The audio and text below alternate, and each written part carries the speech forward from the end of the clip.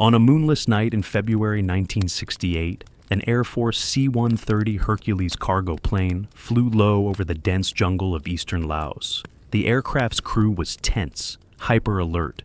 They were deep in enemy territory, flying without lights, relying on instruments and night vision to avoid the karst limestone mountains that jutted up from the jungle like jagged teeth. The peaks rose thousands of feet, shrouded in clouds and mist, invisible in the darkness until you were almost upon them. One navigation error, one miscalculation, and the aircraft would fly directly into a mountainside. There would be no warning, no time to react, just a sudden impact and a fireball that would briefly illuminate the jungle before being swallowed by the darkness. In the cargo bay, a loadmaster stood ready at the open rear ramp, the wind howling past him at 130 knots. The temperature at altitude was relatively cool, but the wind chill made it feel much colder. He wore a heavy flight suit, gloves, and a safety harness that tethered him to the aircraft. One slip, one moment of inattention, and he could be swept out into the night sky to fall thousands of feet into the hostile jungle below. But he had done this dozens of times before. He knew his job. He was ready. Behind the loadmaster, secured to the aircraft floor with cargo straps, were rows of strange cylindrical devices. They looked like small bombs or artillery shells, each about 3 feet long and 6 inches in diameter. They were painted in mottled green and brown camouflage patterns. Each cylinder had fins at one end and a pointed nose cone at the other. Stenciled on each device were alphanumeric codes and warning labels, but these weren't explosives. They were something far more exotic, far more sophisticated, far more expensive than any bomb. They were electronic sensors, sophisticated listening devices that represented some of the most advanced technology the United States military possessed in 1968. Each sensor was a marvel of miniaturized electronics, containing microphones or seismometers, signal processing circuits, radio transmitters, batteries, and deployment mechanisms. Each one had cost thousands of dollars to design and manufacture. Each one represented months of engineering work by some of the brightest minds in American defense research. And in a few minutes, they would be falling into the Laotian jungle to begin their secret mission. The aircraft commander received the signal from the navigator. They were approaching the drop zone. The location had been carefully selected based on intelligence about North Vietnamese supply routes along the Ho Chi Minh Trail. The coordinates had been calculated precisely. The aircraft's speed, altitude, and heading had been set to ensure the sensors would land in the target area. Everything had been planned down to the second.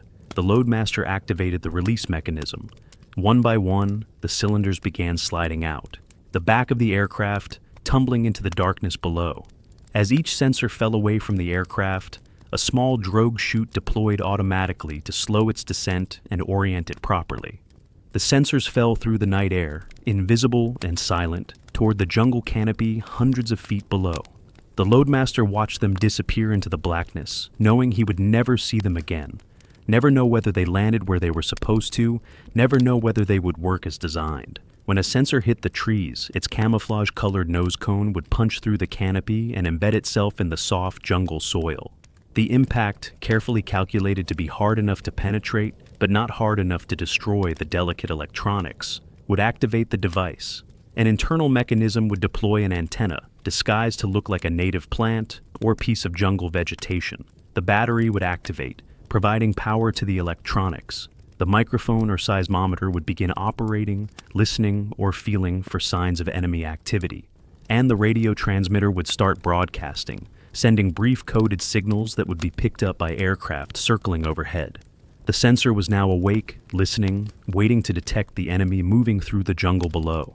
It would remain active for weeks or months, depending on how frequently it transmitted and how much battery power it consumed.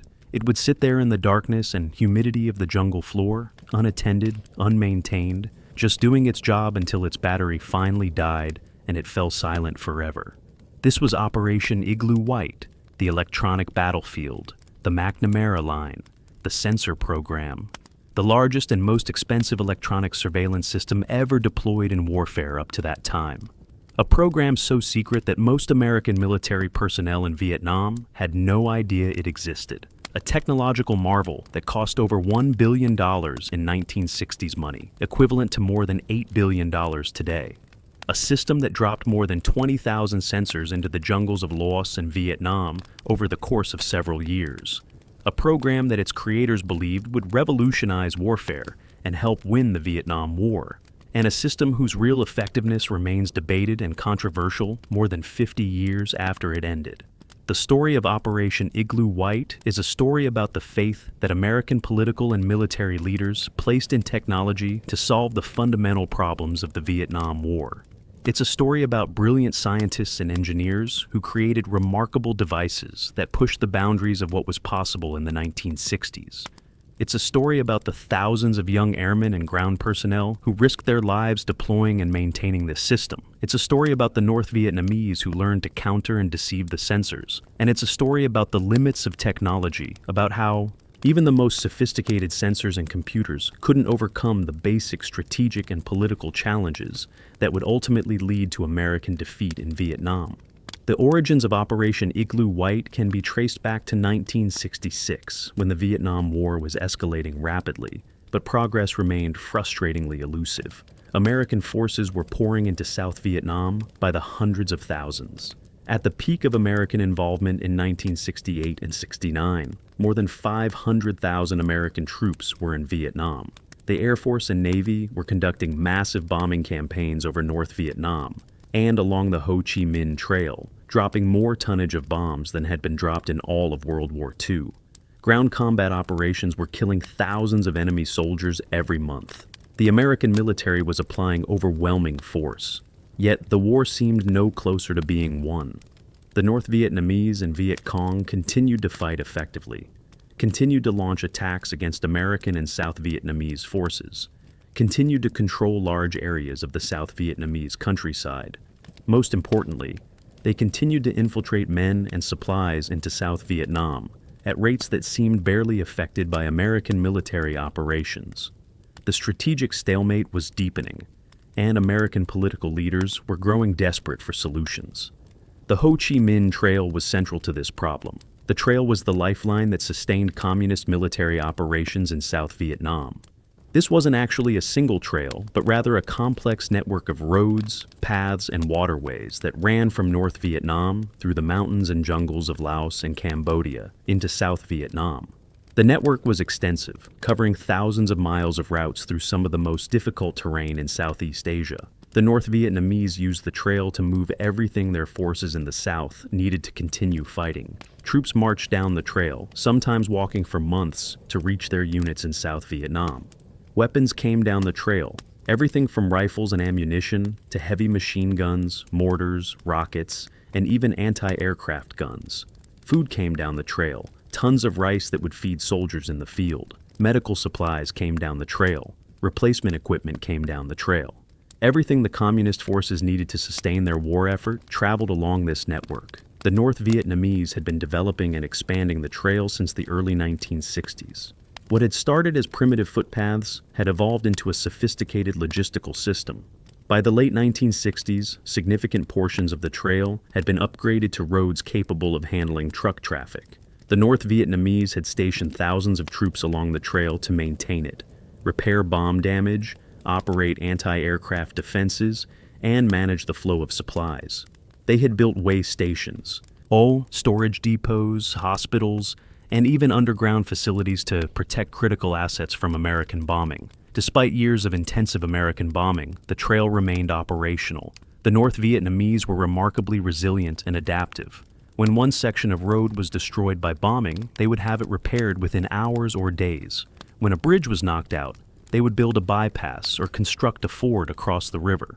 When one route became too dangerous due to intensive bombing, they would shift traffic to alternate routes. They moved primarily at night when American aircraft had more difficulty finding targets. They camouflaged everything meticulously so that aerial reconnaissance couldn't find supply dumps and staging areas.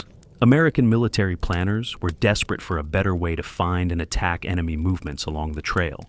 Traditional reconnaissance methods had severe limitations. The jungle canopy concealed everything from aerial observation.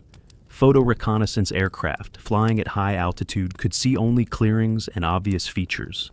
They couldn't see through the trees to the roads and trails beneath. Low-level reconnaissance was dangerous, with aircraft vulnerable to ground fire and even flying low, you couldn't see much through the dense canopy. Forward air controllers flying small spotter planes like the O-1 Bird Dog or O-2 Skymaster could sometimes spot truck movements if they happened to be looking at the right place at the right time. But the trail network covered thousands of square miles. A handful of spotter planes couldn't possibly cover the entire area. And the planes were vulnerable to ground fire. Many forward air controllers were shot down and killed trying to find targets along the trail. Ground reconnaissance teams could infiltrate on foot and observe enemy movements up close. These teams, primarily from the Studies and Observations Group, or SOG, conducted incredibly dangerous missions deep in enemy territory. But a small team could only observe a tiny area, and their presence was temporary, lasting just days or weeks before they had to be extracted. Ground reconnaissance provided valuable intelligence but couldn't offer continuous monitoring of the entire trail network. What American planners wanted was a way to monitor the entire Ho Chi Minh Trail continuously, 24 hours a day, 7 days a week, in all weather conditions. They wanted to know when and where enemy troops and vehicles were moving so they could direct bombers and fighter aircraft to attack those movements in near real time. They wanted, in effect, to make the jungle transparent, to strip away the concealment that allowed the North Vietnamese to operate with relative impunity along the trail. The solution, proposed by scientists and engineers working on defense technology problems, was electronic sensors. These devices could be scattered throughout the jungle along the Ho Chi Minh Trail. They would listen for the sounds of trucks, troops, and equipment moving past. They would feel the vibrations of footsteps and vehicles transmitted through the ground. When they detected activity, they would radio that information to aircraft circling overhead. The aircraft would relay the data to analysts who would determine what was moving and where. And then bombers would be directed to strike the detected targets, ideally within minutes of detection, before the enemy could move away. This concept appealed enormously to Secretary of Defense Robert McNamara, who had come to the Pentagon in 1961 from the Ford Motor Company where he had been president. McNamara believed deeply in the power of technology, systems analysis, quantitative methods, and scientific management to solve complex problems. He had applied these principles to managing the Defense Department, introducing new planning and budgeting systems, emphasizing metrics and data-driven decision-making. His approach had been successful in some areas, but had also generated criticism from military officers who felt that warfare couldn't be reduced to statistics and systems analysis. McNamara had become increasingly frustrated with the Vietnam War by 1966. The bombing campaigns he had authorized over North Vietnam weren't producing the desired results. Operation Rolling Thunder, the sustained bombing of North Vietnam that had begun in 1965, was supposed to break the North Vietnamese will to fight and force them to negotiate. Instead, the North Vietnamese had endured the bombing and continued to support the war in the South. The bombing of the Ho Chi Minh Trail was equally frustrating. Despite dropping hundreds of thousands of tons of bombs, the flow of supplies to South Vietnam continued. The ground war was equally problematic from McNamara's perspective. American forces were winning tactical engagements, killing enemy soldiers at rates that should have been unsustainable for North Vietnam. But the enemy kept fighting. They accepted casualties that would have broken most armies and kept coming. And American casualties were also mounting, with hundreds of Americans being killed every month. The American public was growing restless. The war was consuming enormous resources, and there was no end in sight. McNamara was looking for new approaches, for technological solutions that might break the stalemate. He had enormous faith that American technological superiority could overcome the challenges of fighting in Vietnam. If traditional methods weren't working, perhaps unconventional technological approaches would succeed. When scientists proposed an electronic barrier system using sensors to monitor the Ho Chi Minh Trail, McNamara seized on the idea with enthusiasm. In the spring of 1966, McNamara ordered the creation of a scientific study group to examine the problem of infiltration along the Ho Chi Minh Trail and recommend technological solutions. This group was drawn from the Jason Division, an elite organization of scientists who advised the Defense Department on technical matters. Jason had been formed in the 1950s and included some of the brightest scientific minds in America: physicists who had worked on nuclear weapons, engineers who had developed advanced military systems, experts in electronics, computers, and emerging technologies. The Jason scientists studied the infiltration problem intensively for several months during the summer of 1966. They reviewed intelligence on the Ho Chi Minh Trail. They studied the terrain and climate of Laos. They examined the capabilities and limitations of existing reconnaissance and interdiction methods. They consulted with military commanders who had been fighting along the trail. And they brought their expertise in technology to bear on the question of how electronic systems might be used to solve the problem. In the fall of 1966, the Jason scientists produced a comprehensive report that would become the foundation for Operation Igloo White.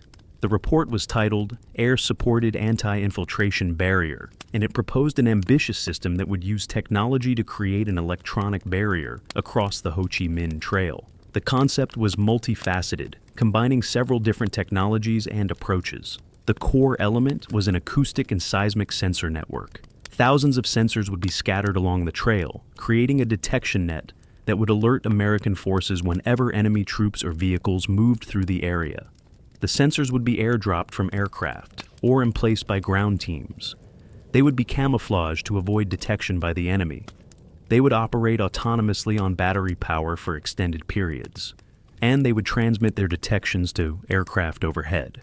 The sensor data would be collected by specially equipped aircraft orbiting over the sensor fields. These aircraft would receive the brief radio transmissions from the sensors and would relay that information to a ground-based analysis center. At the analysis center, powerful computers would process the sensor data, determining what was being detected and where it was located. Human analysts would study the computer outputs and identify significant targets worthy of attack. When a target was identified, strike aircraft would be directed to attack it. The goal was to minimize the time between detection and strike, ideally getting bombs on target within minutes while the enemy was still in the kill zone. The Jason report envisioned a highly automated system where sensors would detect, computers would analyze, and strikes would follow with machine-like efficiency. The enemy would be caught in an electronic net from which they couldn't escape. McNamara embraced the Jason report enthusiastically. He saw in it the technological solution he had been seeking. Here was a way to use American technical superiority to overcome the challenges of fighting in the jungle. The sensors would make the jungle transparent. The computers would process information faster and more accurately than human intelligence officers. The system would be efficient, effective, and decisive. McNamara ordered the military to implement the recommendations immediately, making the sensor barrier a top priority. The program was given the codename Practice 9 initially. This would later be changed to Igloo White, the name by which the program would be known for most of its existence. The program also became known, somewhat derisively among military officers who were skeptical of the concept, as the McNamara Line. This name referenced both the Secretary of Defense who championed the program and the Maginot Line, the French defensive fortifications that had famously failed to stop the German invasion in World War II. The comparison was pointed. Critics worried the sensor program would be just as ineffective, but McNamara had the authority and the determination to push the program forward despite skepticism. He allocated enormous resources to make it happen. Defense contractors were tasked with developing the sensors and associated equipment. The Air Force was ordered to organize sensor deployment operations. A site in Thailand was selected for the data processing facility. Personnel were assigned. Training programs were established.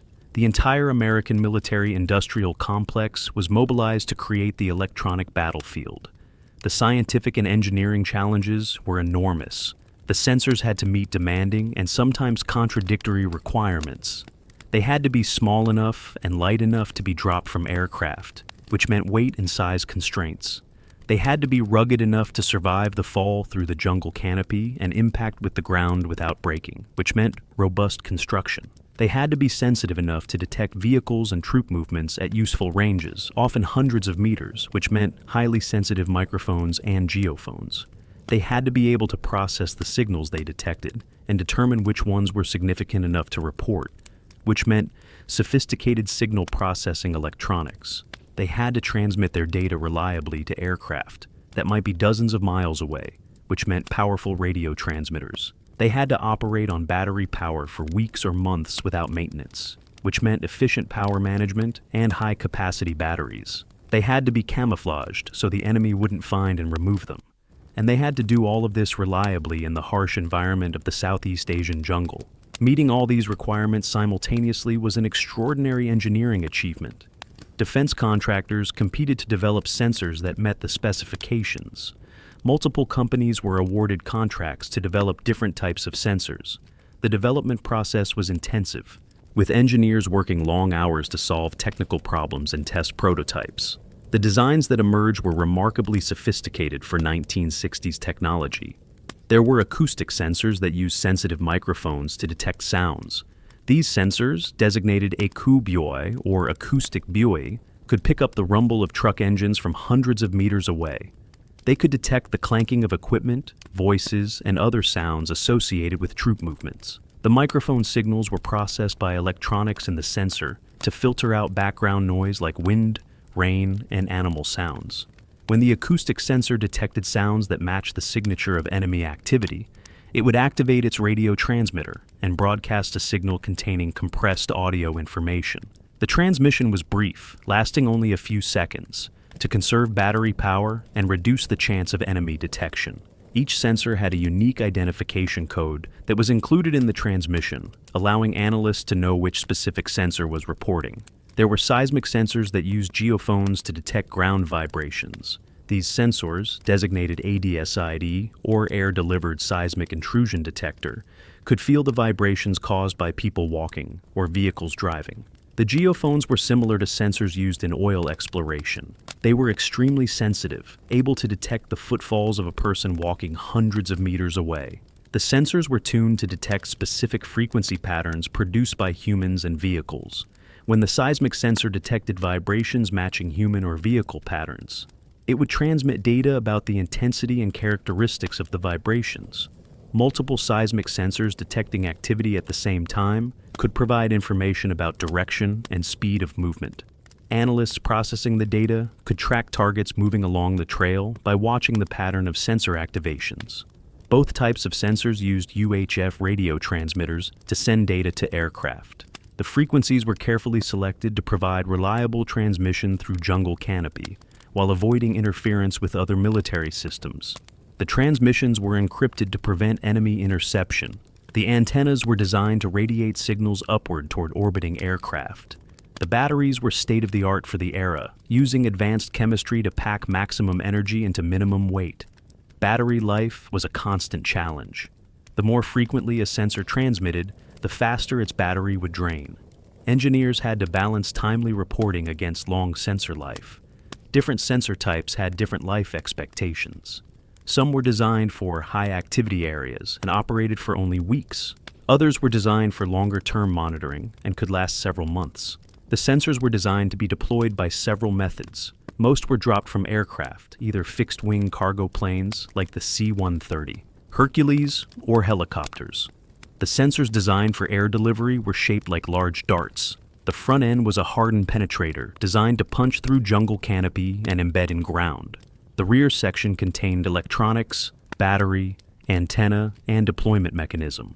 As a sensor fell from aircraft, a small parachute or drogue would deploy automatically. The parachute wasn't designed to land the sensor gently. Instead, it was calibrated to slow descent, just enough that impact would be survivable for electronics. The sensor would still hit hard, but not so hard it would be destroyed.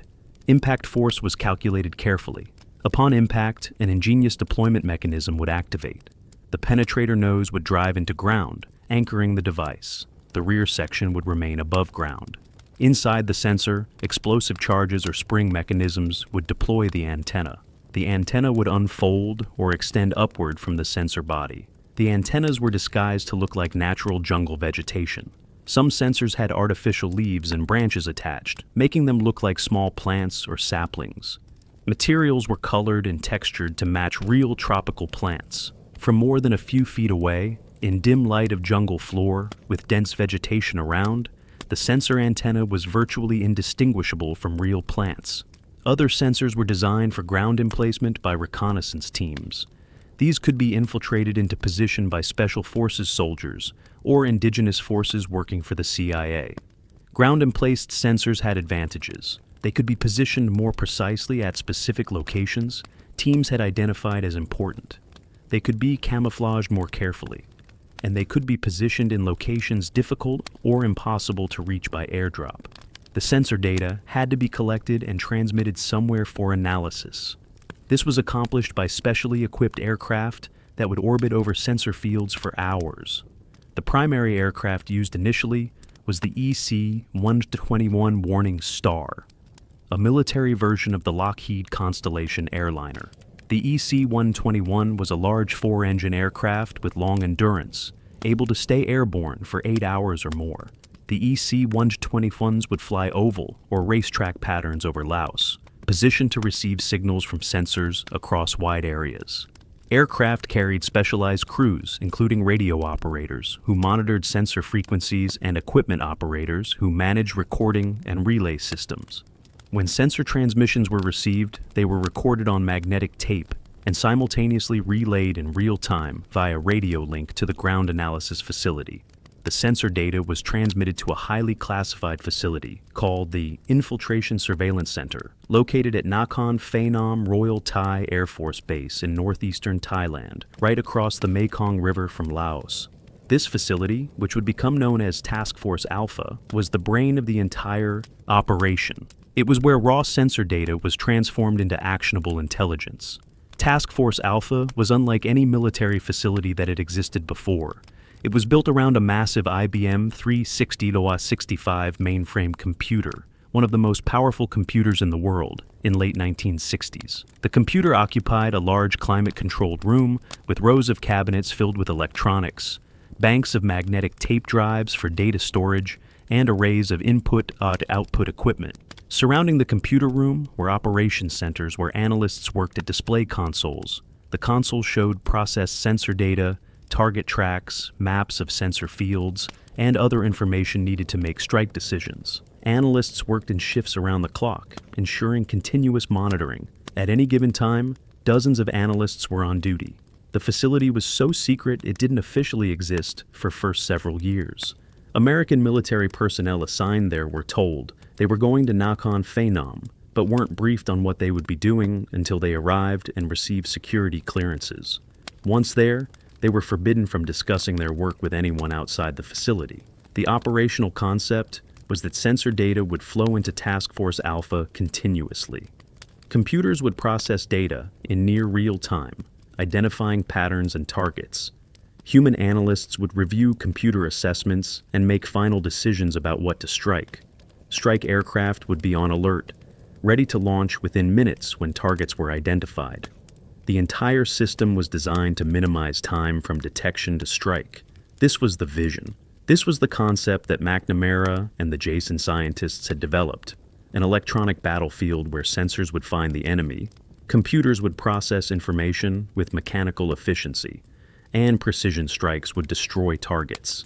Technology would overcome the jungle, darkness, weather, all factors that had previously given North Vietnamese the advantage.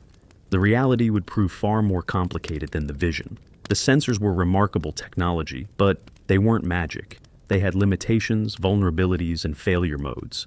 The computers were powerful for their time, but couldn't always distinguish between real threats and false alarms. The system generated vast amounts of data, but turning that data into effective military action was more difficult than anticipated.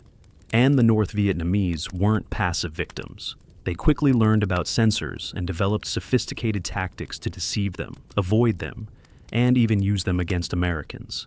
The electronic battlefield became a cat-and-mouse game, with both sides constantly adapting and evolving tactics.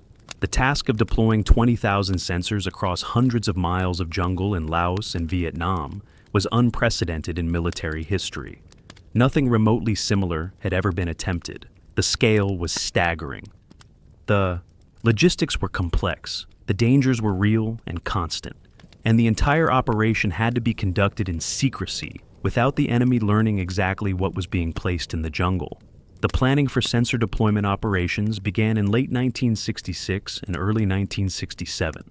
Intelligence analysts studied maps of the Ho Chi Minh Trail network, identifying routes that carried the most traffic and choke points where terrain forced enemy to concentrate movements. These became priority areas for sensor coverage. Analysts created lists of coordinates where sensors should be placed to provide overlapping coverage of key trail segments. The coordinates had to be selected carefully. Sensors needed to be close enough to trails to detect activity, but not so close they would be easily discovered by enemy. They needed to be positioned where terrain and vegetation would allow radio signals to reach orbiting aircraft. They needed to be spaced to provide continuous coverage without gaps where enemy could move undetected.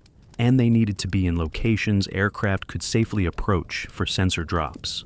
The Air Force formed specialized units dedicated to sensor deployment missions. The most prominent was the 5th Special Operations Squadron, flying C-130 Hercules aircraft out of Udorn Royal Thai Air Force Base in Thailand and later from other bases. The squadron had a colorful nickname, the Dirty 30. The unit's pilots and crews were among most skilled and experienced in Air Force, hand-picked for proficiency in low-level flight, navigation in difficult terrain, and ability to perform under pressure. The C-130 Hercules was ideal for sensor deployment missions. It was rugged, reliable aircraft with good short-field performance and ability to fly slow and low when needed. The cargo bay was spacious enough to carry large numbers of sensors. Aircraft range was sufficient to reach deep into Laos from bases in Thailand.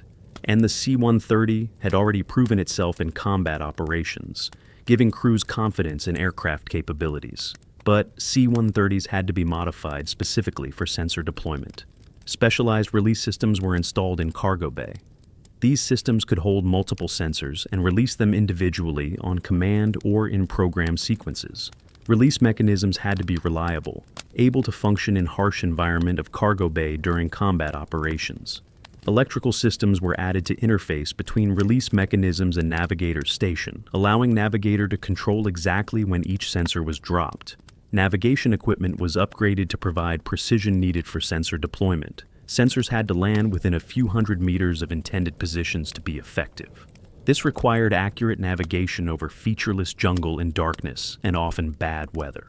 C-130s were equipped with best navigation systems available in late 60s, including radar, radio navigation aids, and sophisticated dead reckoning systems. The sensor deployment missions were codenamed based on type of sensor being dropped. Muscle Shoals was codenamed for acoustic sensor deployment missions. Die Marker was codenamed for seismic sensor deployment missions. Other codenames were used for special sensor types or combined missions. Crews would brief their missions using these codenames, and missions would be recorded in classified operational records. The missions were flown primarily at night. There were several reasons. First, nighttime was when North Vietnamese typically moved supplies along trail. They had learned American aircraft had difficulty finding targets in darkness, so they did most truck movements at night. Deploying sensors at night meant sensors would be in position to detect this nighttime activity. Second, flying at night reduced chance aircraft would be spotted by enemy observers who might alert anti-aircraft defenses. Third, darkness concealed aircraft approach and made it harder for enemy gunners to aim accurately. But night flying over Laos was extraordinarily dangerous. Terrain was mountainous, with peaks rising over 8,000 feet in some areas. Valleys and passes providing safe routes through mountains were narrow and winding. Clouds and fog were common, reducing visibility to zero. There were no lights on ground that might provide visual reference points. No cities, no highways, no illuminated landmarks. Just darkness and jungle and mountains. C-130 crews flew low-level routes carefully planned to avoid known anti-aircraft positions and to thread through safest passages in mountains. Low-level meant different things on different parts of mission, but during actual sensor drops, aircraft might be flying at just 300 to 500 feet above jungle. At these altitudes, there was no margin for error. The crew of typical sensor deployment mission included 5 to 7 personnel. Aircraft commander, usually captain or major, sat in left seat and was responsible for flying aircraft and making command decisions. Co-pilot, typically first lieutenant or captain, sat in right seat and assisted with flying and monitoring systems. Navigator, usually lieutenant or captain, sat at navigator station behind and below flight deck and was responsible for guiding aircraft to drop zones and timing sensor releases. Flight engineer, senior enlisted man, sat between and behind pilots and monitored aircraft engines and systems. He was expert on C-130's mechanical and electrical systems and could troubleshoot problems in flight. In cargo bay were 2 or 3 loadmasters, enlisted men who handled sensors and operated deployment system. On some missions, electronic warfare officer would also be aboard to operate defensive systems. Missions typically began in late afternoon or early evening. Crews would arrive at aircraft about 2 hours before scheduled takeoff. They would conduct pre-flight inspection, checking aircraft thoroughly for discrepancies or maintenance issues. Loadmasters would verify sensors were properly loaded and secured, that release mechanisms were functioning, and that all safety pins were in place. Flight crew would review mission plan one final time. Sensors would already be aboard aircraft, loaded earlier in day by ground crews. Each sensor had been carefully prepared before loading. Technicians would remove sensors from climate-controlled storage, test them to verify functioning properly, configure them with appropriate settings and identification codes, remove long-term storage batteries and install mission batteries, and prepare deployment mechanisms. Each sensor was tagged with information about where it was supposed to be dropped. As sun set and darkness fell, C-130 would taxi out for takeoff. Aircraft would be heavy with full load of fuel and dozens of sensors. Takeoff roll would be long, aircraft sluggish in initial climb. But once airborne and climbing to cruise altitude, C-130 would settle into characteristic droning flight, 4 turboprop engines creating distinctive sound every crew member could identify immediately.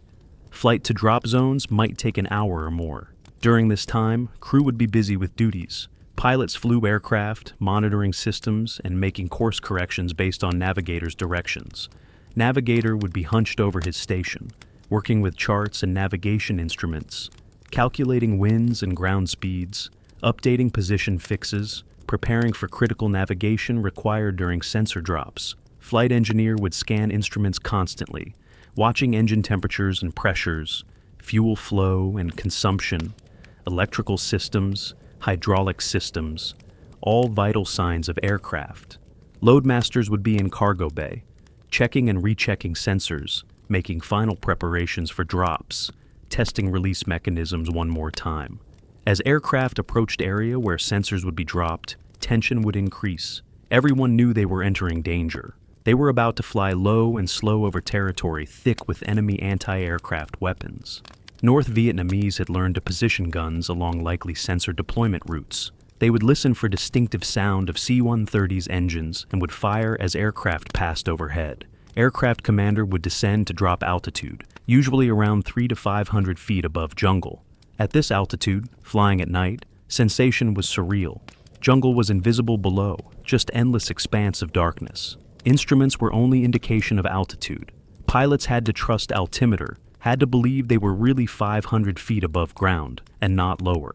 Navigator would give aircraft commander timing cues. 5 minutes to first drop zone, 3 minutes, 1 minute, 30 seconds.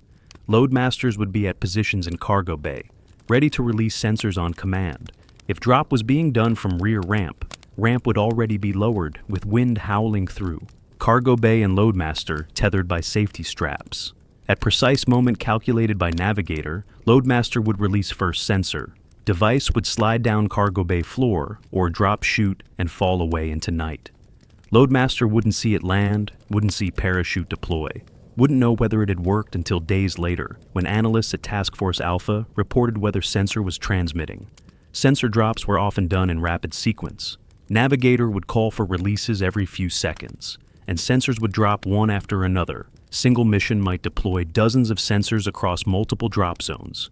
Aircraft would fly carefully planned route, releasing sensors at specific points, then turning to next drop zone and repeating process. Entire sequence might take 30 minutes to an hour, during which aircraft was at maximum vulnerability. And then, shooting would start. Anti-aircraft fire came from multiple locations, from guns enemy had positioned along suspected flight path. Gunners couldn't see aircraft in darkness, but they could hear it. C-130's engines made distinctive sound, and experienced enemy gunners could judge aircraft's approximate location and altitude by listening. They would aim in general direction of sound and fire, sending streams of tracer rounds into air. Tracers were visible from aircraft as glowing dots rising from black jungle below. green tracers for heavy machine gun fire, red or orange tracers for anti-aircraft artillery.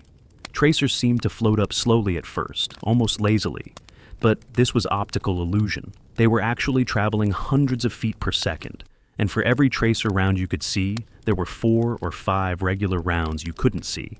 Captain William Stratton flew dozens of sensor deployment missions in 1968 and 69. He later described watching tracers coming up and trying to judge whether they were going to hit aircraft. Most of the time, they would pass harmlessly to one side or other, or would arc up and fall away before reaching aircraft altitude. But sometimes they would be coming straight at cockpit, getting larger and brighter as they approached, and you would wait for impact. C-130 couldn't take evasive action during sensor drops. Maneuvering would throw off carefully calculated drop points, and sensors would land in wrong locations. Aircraft had to fly straight and level at constant altitude and speed for entire drop sequence.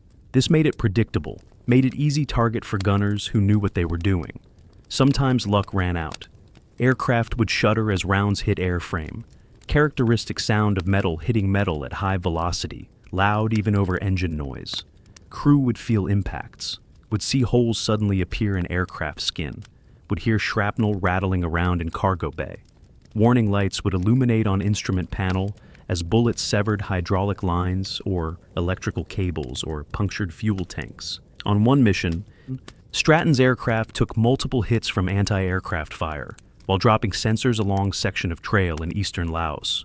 Round came through cockpit floor between pilot seats and exited through ceiling, missing both pilots by inches. Another round hit number 3 engine, inboard engine on right wing, causing it to surge and lose power. Engine fire warning light illuminated. Stratton immediately pulled fire handle, shutting down engine and activating fire suppression system. Fire went out, but now they were flying on 3 engines. Aircraft commander made decision to continue mission despite battle damage. They still had sensors aboard that needed to be deployed. Aircraft was controllable on 3 engines. Other systems seemed to be functioning normally, despite bullet holes. So they completed drop sequence, releasing remaining sensors while taking additional ground fire, then turned for Thailand. Return flight was tense. Crew didn't know full extent of damage. They didn't know if they had other problems that might develop during flight home. Fuel gauges were showing higher consumption than normal, suggesting leaks in fuel system. Hydraulic pressure was lower than normal, indicating leaks in that system too. But aircraft kept flying, 3 remaining engines providing enough power. They made it back to Udorn, nursing damaged aircraft across Mekong River into Thailand, declaring emergency, landing with fire trucks and rescue vehicles standing by. When they shut down engines and climbed out, they were stunned by what they saw. C-130 was riddled with bullet holes. Ground crew counted over 40 hits. That aircraft had survived and made it home was remarkable. That no crew members had been wounded was incredibly fortunate. Aircraft was towed to maintenance hangar for battle damage repairs. Some damage could be patched relatively quickly. Bullet holes in non-critical areas would be covered with aluminum plates. Severed cables would be replaced. Damaged hydraulic lines would be repaired. But engine would have to be changed, major maintenance operation, requiring days of work. This was an isolated incident. Sensor deployment aircraft regularly returned from missions with battle damage. Some damage was minor, easily repaired. Other damage was severe, requiring extensive repairs or even rendering aircraft unrecoverable. And some aircraft didn't make it back at all. They were shot down by enemy fire, crashed in mountains, or simply disappeared. Not all sensor deployments were done by air. Ground reconnaissance teams also played a crucial role in placing sensors at critical locations, where precision was required and where airdrops might not be feasible. These were small teams, typically 6 to 12 men, inserted by helicopter into enemy territory. They would carry sensors with them, along with weapons, ammunition, radios, rations, and all other gear needed to survive and operate behind enemy lines. Reconnaissance teams were primarily from Studies and Observations Group, universally known by acronym SOG.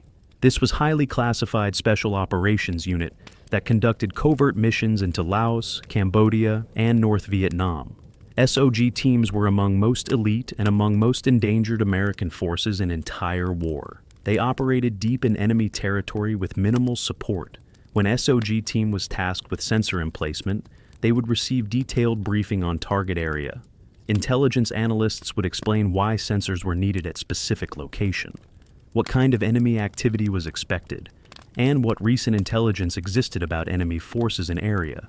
Team would study maps and aerial photographs, identifying exact locations where sensors should be placed, planning routes to and from those locations, and discussing contingency plans if things went wrong. Sensors themselves would be prepared specifically for mission. Ground-emplaced sensors were different from air-dropped sensors. They didn't need heavy penetrator nose or parachute system. They were smaller and lighter, designed to be man-portable, but they still weighed 15 to 20 pounds each, and team might be carrying multiple sensors along with all other equipment. Insertion was typically done at night by helicopter.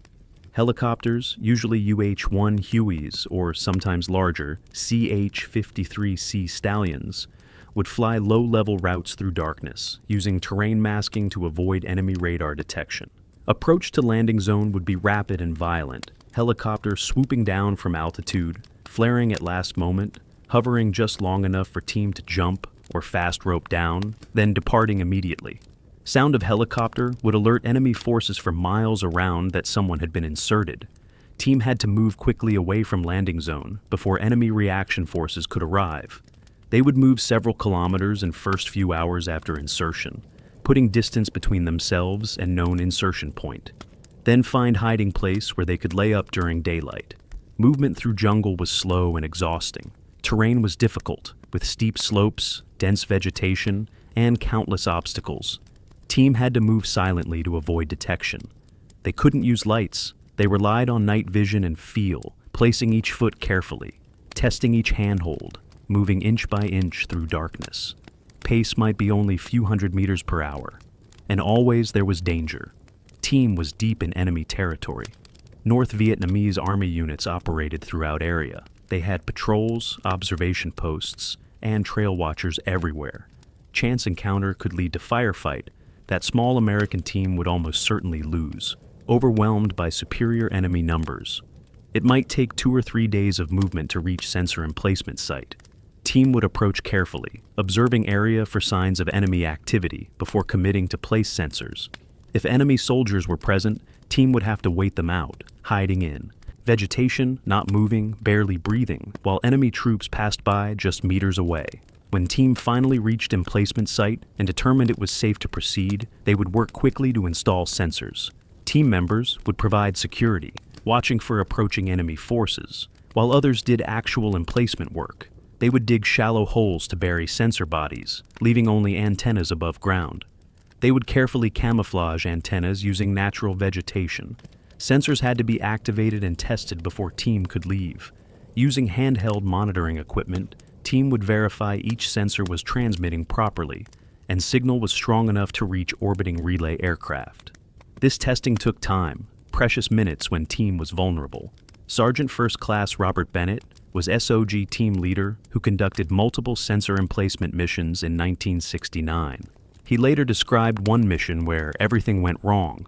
His team had been inserted to place sensors near major trail junction in southeastern Laos. Insertion had gone smoothly and team had made good progress toward target. But as they approached emplacement site on third night, they heard voices. Enemy soldiers were moving down trail, large group, possibly company or more. Team froze in place, taking cover in dense vegetation just off trail.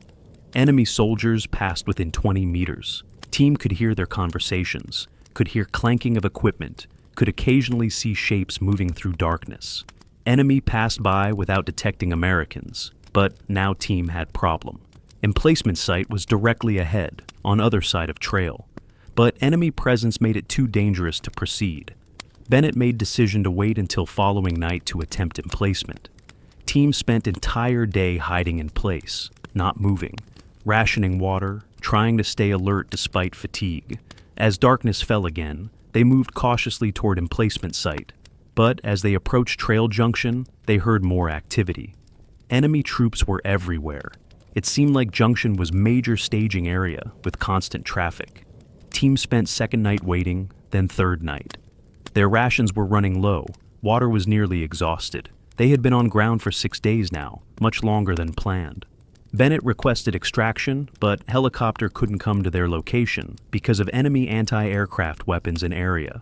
They would have to move to alternate extraction point several kilometers away. Before they left, Bennett decided they should at least place some sensors even if they couldn't reach optimal locations. Working quickly in pre-dawn darkness, team placed 3 sensors in locations that weren't perfect, but that still provided some coverage of trail junction. They activated sensors, verified they were transmitting, and then moved as fast as they could toward extraction point. Extraction was hot. As helicopter came in to pick them up, enemy forces opened fire from multiple locations. Team and helicopter door gunners returned fire while team scrambled aboard. Helicopter took multiple hits but made it out of landing zone and back to Thailand. Entire team was exhausted, dehydrated, and shaken by how close they had come to disaster. But they had placed sensors. Mission was technically successful, even if it hadn't gone as planned. Bennett said later that sensor emplacement missions were among most stressful operations SOG conducted. Teams had to penetrate deep into enemy territory, spend days behind enemy lines, and complete specific tasks that required time and attention while surrounded by threats. Other SOG missions like prisoner snatches or ambushes were dangerous, but were usually over quickly. Sensor missions required patience and disciplines over extended periods in extremely high-stress conditions. Not all SOG teams were as fortunate as Bennett's. Some teams were ambushed during sensor emplacement missions. Some were overrun and killed or captured. Casualty rates for SOG were among highest of any American forces in Vietnam. Every sensor that was ground emplaced represented American soldiers putting their lives at extreme risk. Third method of sensor deployment was by artillery. Some sensors were packaged to withstand being fired from artillery pieces.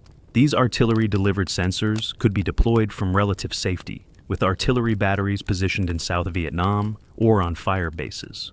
Sensors would be loaded into special artillery shells and fired toward target areas.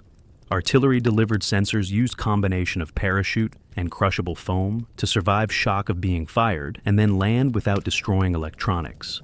G-forces during firing were enormous, thousands of times normal gravity as shell accelerated down barrel. Sensors had to be built with robust construction to withstand these forces. Hundreds of sensors were deployed by artillery, particularly in areas near DMZ, where artillery could reach target areas in Laos and North Vietnam.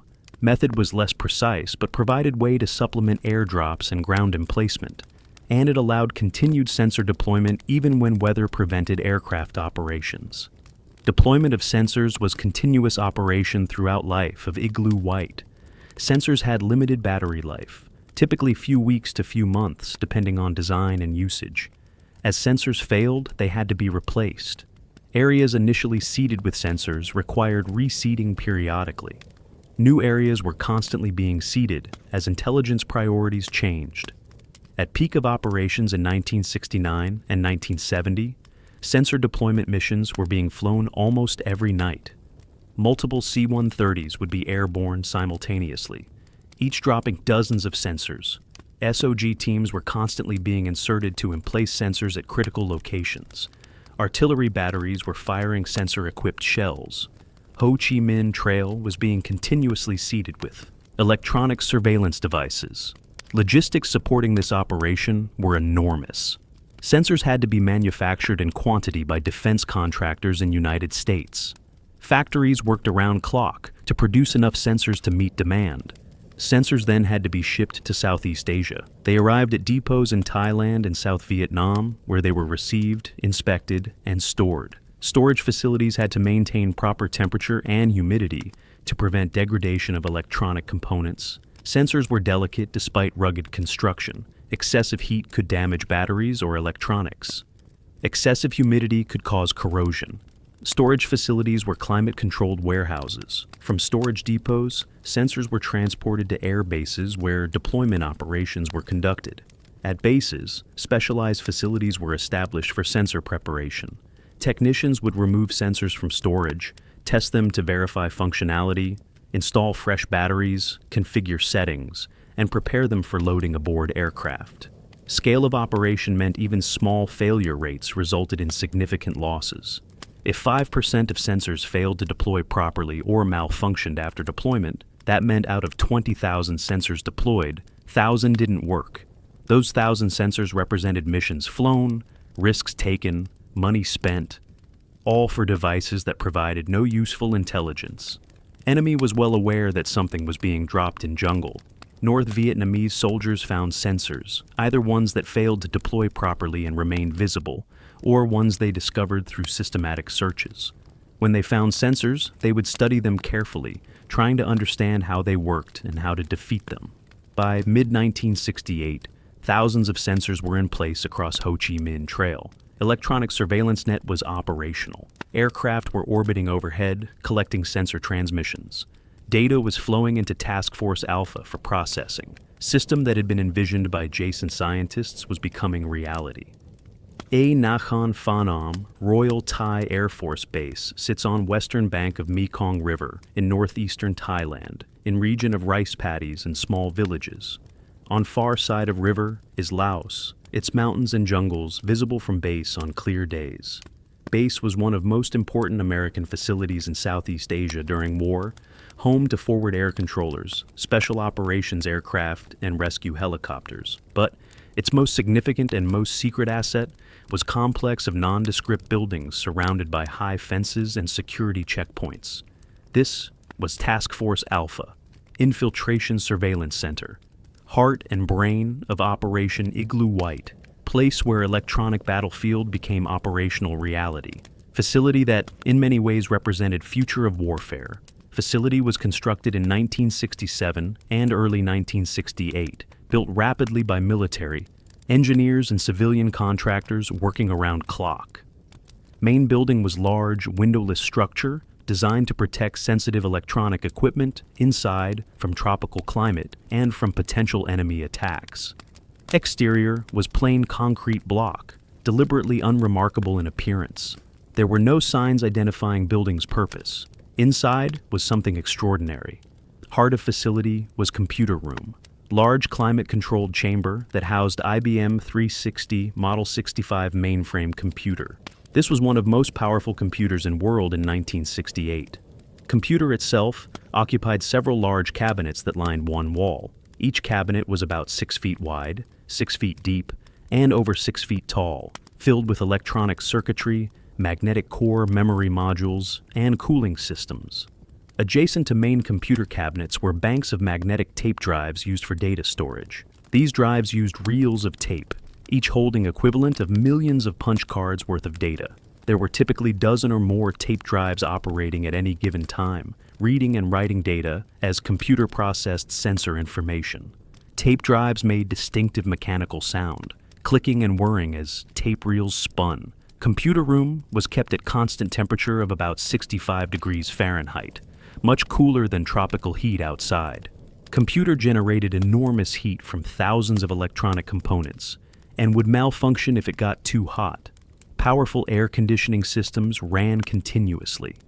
Air conditioning often failed, causing frantic efforts to get it running again before computer overheated. When air conditioning failed, operations would cease until it could be repaired. Computer's memory capacity was roughly 1 megabyte, laughably small by modern standards, but enormous for 1968.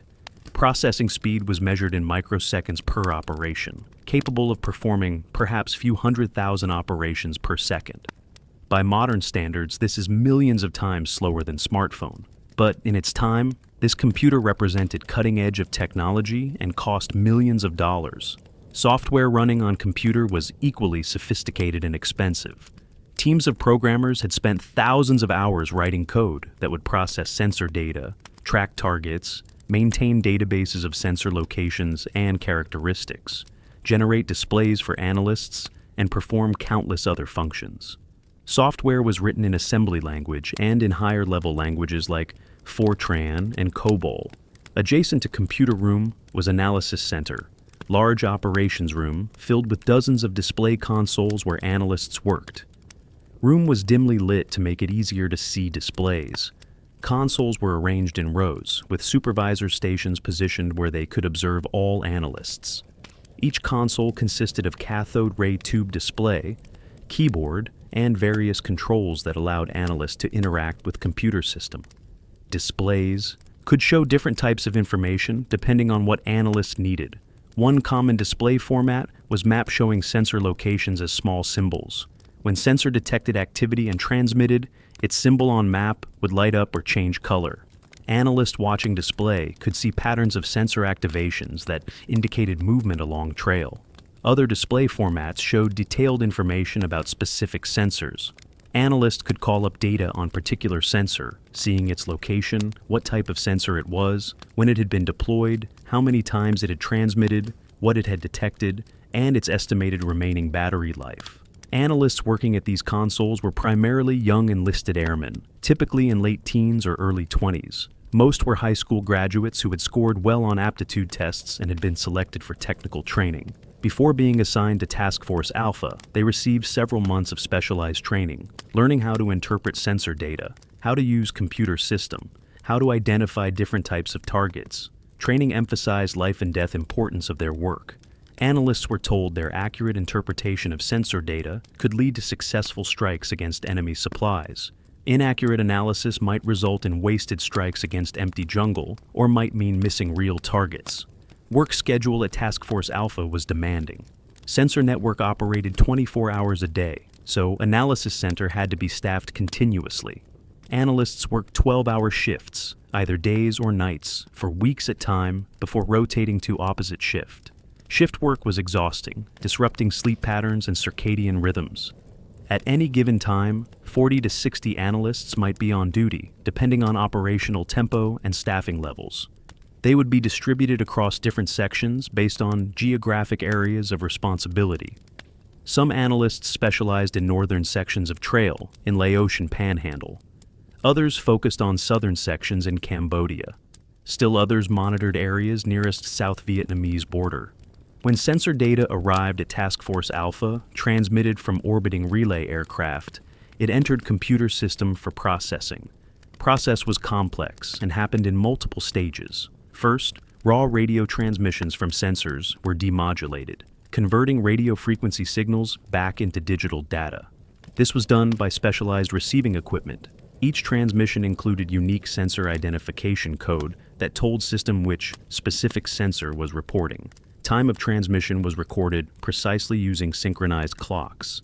Type of sensor, acoustic or seismic, determined how data would be processed. Transmission included either compressed audio samples for acoustic sensors or vibration characteristics for seismic sensors. For acoustic sensors, transmitted audio was analyzed by computer algorithms that compared sounds to known signatures in database.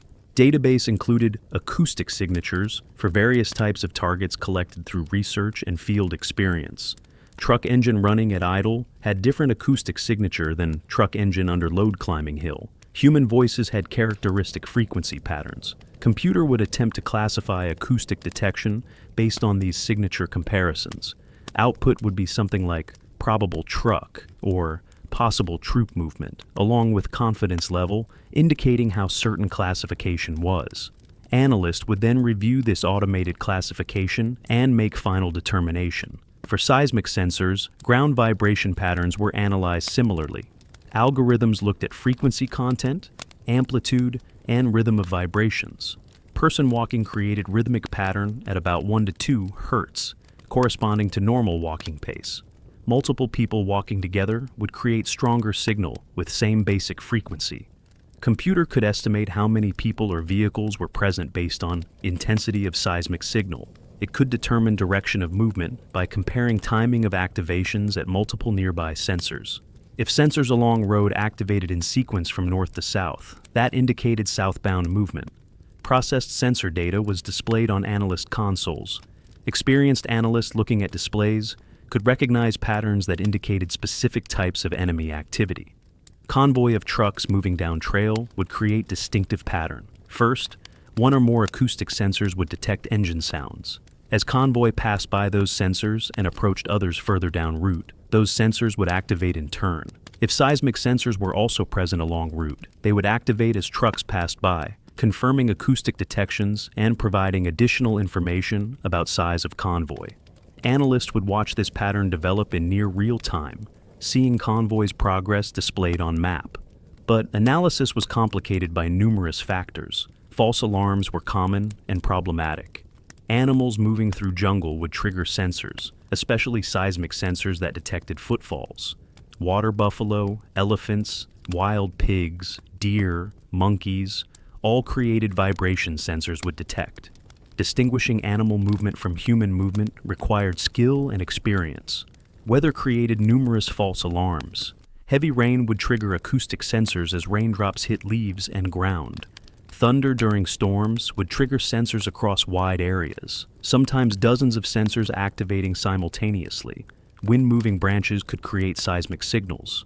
Analysts had to filter through all these weather-related activations to identify genuine enemy activity.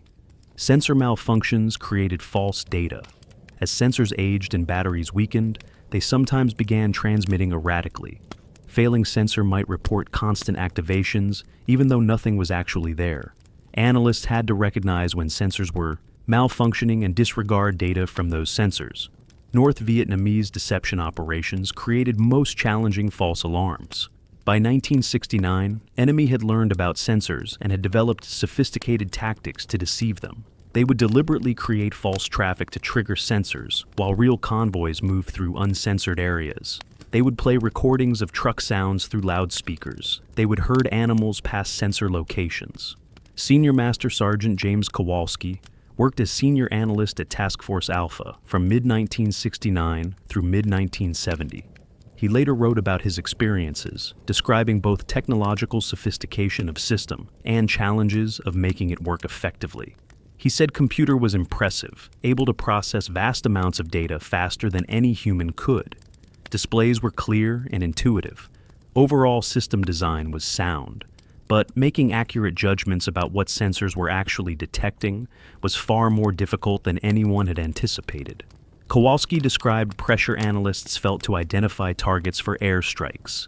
Entire point of sensor system was to direct bombing missions against enemy supply movements. If analysts were too conservative, rejecting sensor activations as false alarms, then expensive sensor system wasn't generating results. But if analysts were too aggressive in identifying targets, they would direct strikes against false contacts or deceptions. Aircraft would be sent to bomb empty jungle or loudspeakers or herds of water buffalo. This wasted aviation resources, exposed aircraft and crews to danger for no benefit, and damaged credibility of sensor system. Kowalski said finding right balance was constant challenge. He and fellow analysts developed rules of thumb through experience. Single sensor activations were usually disregarded unless they were acoustic sensors reporting very clear truck sounds. Multiple sensors activating in sequence was more credible, suggesting actual movement along route. Patterns that matched known enemy tactics and schedules were given more weight, but even with these guidelines, judgment calls were necessary. Analysts would look at pattern of sensor activations and have to decide whether it represented real target worthy of committing strike aircraft. Sometimes decision was easy. Clear pattern of multiple acoustic sensors reporting truck engine sounds, activating in sequence along known route.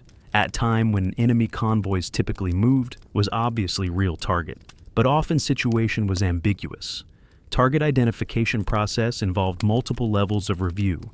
When analysts identified what they believed was significant target, they would report it to supervisor. Supervisor would review evidence, looking at sensor data, checking it against recent intelligence, considering tactical situation. If supervisor agreed target was valid, it would be passed up to Strike Coordination Cell. Strike Coordination Cell was responsible for assigning aircraft to attack identified targets. This cell was in constant communication with airborne command posts that controlled strike aircraft operating over Laos. When target was approved, strike coordinator would radio target information to airborne command post. Information included coordinates of target, what type of target it was, when it had been detected, and what level of confidence analysts had. Airborne command post would assign available strike aircraft to attack target.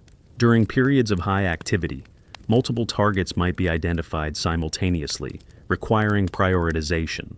Targets assessed as more significant or more certain would be attacked first. Goal was to minimize time from detection to strike, but reality was that time from sensor detection to bombs on target was rarely as short as desired. Processing time at Task Force Alpha getting data from sensors through computer and analysts to strike coordinator might take 15 to 30 minutes or more. Communication time to airborne command post and then to strike aircraft added more delay. Flight time for aircraft to reach target could be anywhere from few minutes to half hour. Total timeline from detection to strike was typically an hour or more. In an hour, truck convoy could travel 10 or 20 miles. So, strikes were usually directed at predicted locations rather than actual current locations. Analysts would calculate convoy's speed and direction based on pattern of sensor activations and would predict where convoy would be when strike aircraft arrived. Strike aircraft themselves faced challenges in executing attacks based on sensor intelligence. Target coordinates provided by Task Force Alpha were just numbers, latitude, and longitude. Pilots couldn't see targets they were attacking. They would fly to coordinates and drop bombs, trusting sensor data was accurate and targets were actually there. At night, which was when most sensor-directed strikes occurred, pilots couldn't see anything below them. Post-strike assessment was equally challenging. After aircraft dropped ordnance on the sensor-directed target, there was often no way to verify what they had hit. At night in jungle, visual observation was impossible. Even during daylight, jungle canopy concealed bomb damage. Secondary explosions or fires might indicate successful hit, but often there was nothing to see. So, assessment of whether sensor-directed strikes were effective relied heavily on statistical analysis and inference rather than direct observation. Analysts would look at overall patterns. Were sensor activations declining in areas that received intensive strikes? Were there fewer successful infiltrations into South Vietnam from areas with heavy sensor coverage? Analysts at Task Force Alpha worked 12-hour shifts, sitting at consoles, watching screens, analyzing endless stream of sensor data. Work was mentally exhausting, even when it wasn't physically demanding. It required sustained concentration. Moment of inattention might mean missing significant target. But maintaining focus for 12 hours straight was difficult. Facility operated around clock without pause. There were no days off for sensor system. Enemy moved supplies continuously, so monitoring had to be continuous. Analysts lived in quarters on base or in nearby housing. Their lives revolved around shift work, 12 hours on duty at consoles, 12 hours off duty for sleep, meals, personal time. For months, until tours ended. Contrast between life inside Task Force Alpha and life in rest of war was stark. Analysts worked in air-conditioned buildings with comfortable chairs and regular hot meals. They slept in secure housing. They faced no enemy fire, no booby traps, no malaria or jungle diseases. They lived in relative comfort and safety, while just across Mekong River, other American soldiers were fighting and dying. Some analysts felt guilty about this disparity.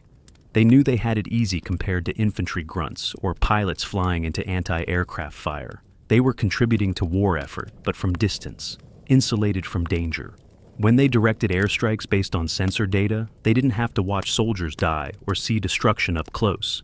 It was all abstract, data points on screens.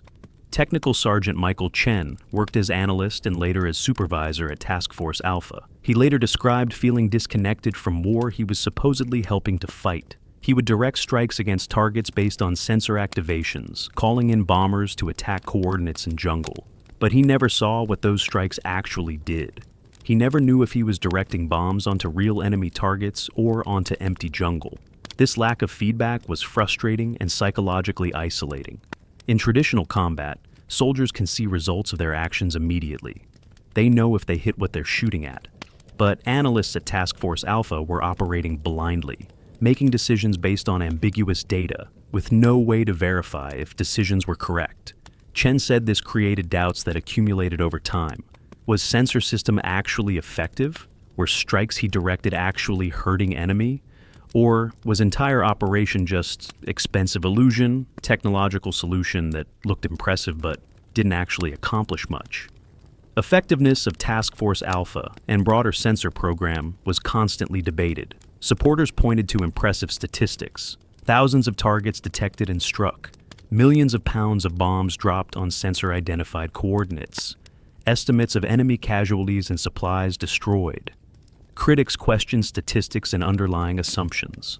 How many of detected targets were real versus false alarms or deceptions? What percentage of strikes actually hit targets versus missing due to targeting errors, time delays, or enemy movement? Were estimates of enemy casualties based on solid evidence or wishful thinking? There were also concerns about over-reliance on technology at expense of human intelligence and traditional military skills. Some experienced officers worried emphasis on sensors and computers was creating a generation of analysts who could read data screens but lacked intuitive understanding of tactics that came from field experience. Reliability of technology itself was a persistent problem. Sensors were sophisticated devices operating in harsh conditions. Electronics failed due to heat and humidity. Batteries died prematurely. Antennas were damaged by storms. Enemy deliberately destroyed sensors they found. At any given time, significant percentage of deployed sensors were non-functional. Computer system at Task Force Alpha, while advanced for its time, was prone to failures. Air conditioning would fail and computer would overheat. Software bugs would cause incorrect processing. Hardware components would fail. Power outages would bring entire facility offline. Despite all these challenges, Task Force Alpha continued to operate throughout peak years of American involvement in war. Analysts kept monitoring screens, identifying targets, directing strikes. Sensor data continued to flow, and bombs continued to fall on jungle trails of Laos. Human stories from Task Force Alpha deserve recognition. Young analysts who worked there were doing jobs to best of their ability under difficult circumstances. They were using imperfect tools to fight complex and adaptive enemy. They experienced stress, doubt, and moral ambiguity. When analysts completed tours and rotated home, many struggled with questions about what they had accomplished. They had served at one of most technologically advanced military facilities in the world. They had been part of a program that represented cutting edge of warfare. But what had been the result? Had Igloo White achieved its objectives? The North Vietnamese were not passive victims of American technological superiority. Throughout the Vietnam War, they demonstrated remarkable adaptability, tactical creativity, and determination in countering American advantages. When the sensor program began operations in late 1967 and early 1968, they initially didn't fully understand what the strange devices falling from the sky were or what they did. But they learned quickly, and their response to the electronic battlefield was both sophisticated and effective, demonstrating that technology alone couldn't guarantee victory against a resourceful and determined enemy. The first sensors discovered by North Vietnamese forces created confusion and concern among the troops who found them. Soldiers came across cylindrical objects embedded in the ground with strange antennas that were disguised as vegetation, but didn't quite look natural when examined closely. The devices looked like nothing they had encountered before in their years of fighting the Americans. Some soldiers thought they might be new types of bombs or mines designed to explode when disturbed or after a time delay. Others speculated they were some kind of American surveillance equipment, though the concept of electronic sensors that could detect movement and transmit that information was foreign to troops who had limited technical education. The devices were handled carefully and reported up the chain of command following strict procedures. North Vietnamese military intelligence took the discoveries very seriously. They had learned through painful experience over years of war not to underestimate American technology. American aircraft had sophisticated sensors that could see at night and through clouds, capabilities that seemed almost magical to soldiers used to relying on their eyes and ears. American bombs had guidance systems that made them frighteningly accurate compared to the dumb bombs of earlier wars. American forces had communication systems, computers, and electronic equipment that gave them enormous advantages in coordinating operations and responding to threats. The appearance of new mysterious devices demanded thorough investigation. The recovered sensors were carefully packaged and sent to technical intelligence units in North Vietnam for detailed analysis.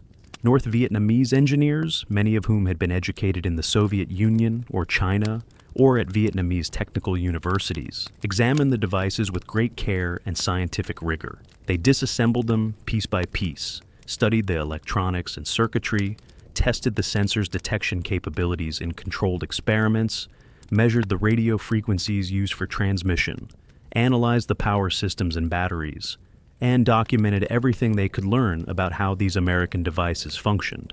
Within weeks of receiving the first captured sensors, the North Vietnamese engineers had determined the basic function and operation of the devices. They understood that these were acoustic or seismic detection devices designed to listen for sounds or feel ground vibrations. They determined that the sensors would transmit information when they detected activity matching certain patterns. They identified that the transmissions were going to American aircraft that must be orbiting overhead to collect the data. They deduced that the Americans were using this information to direct bombing strikes against detected movements. This understanding led to immediate tactical alerts being sent to units operating along the Ho Chi Minh Trail.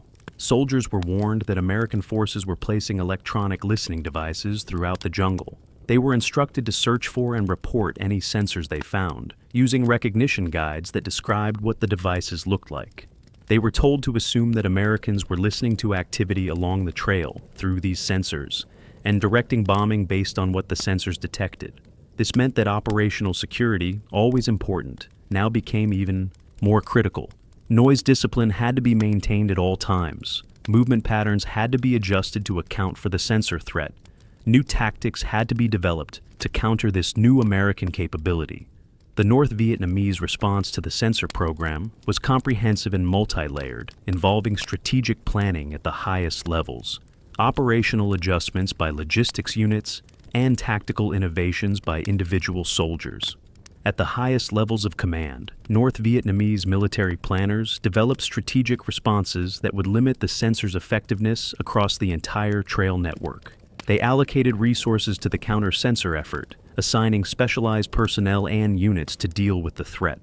They developed doctrine and procedures that would be disseminated throughout the forces operating along the trail.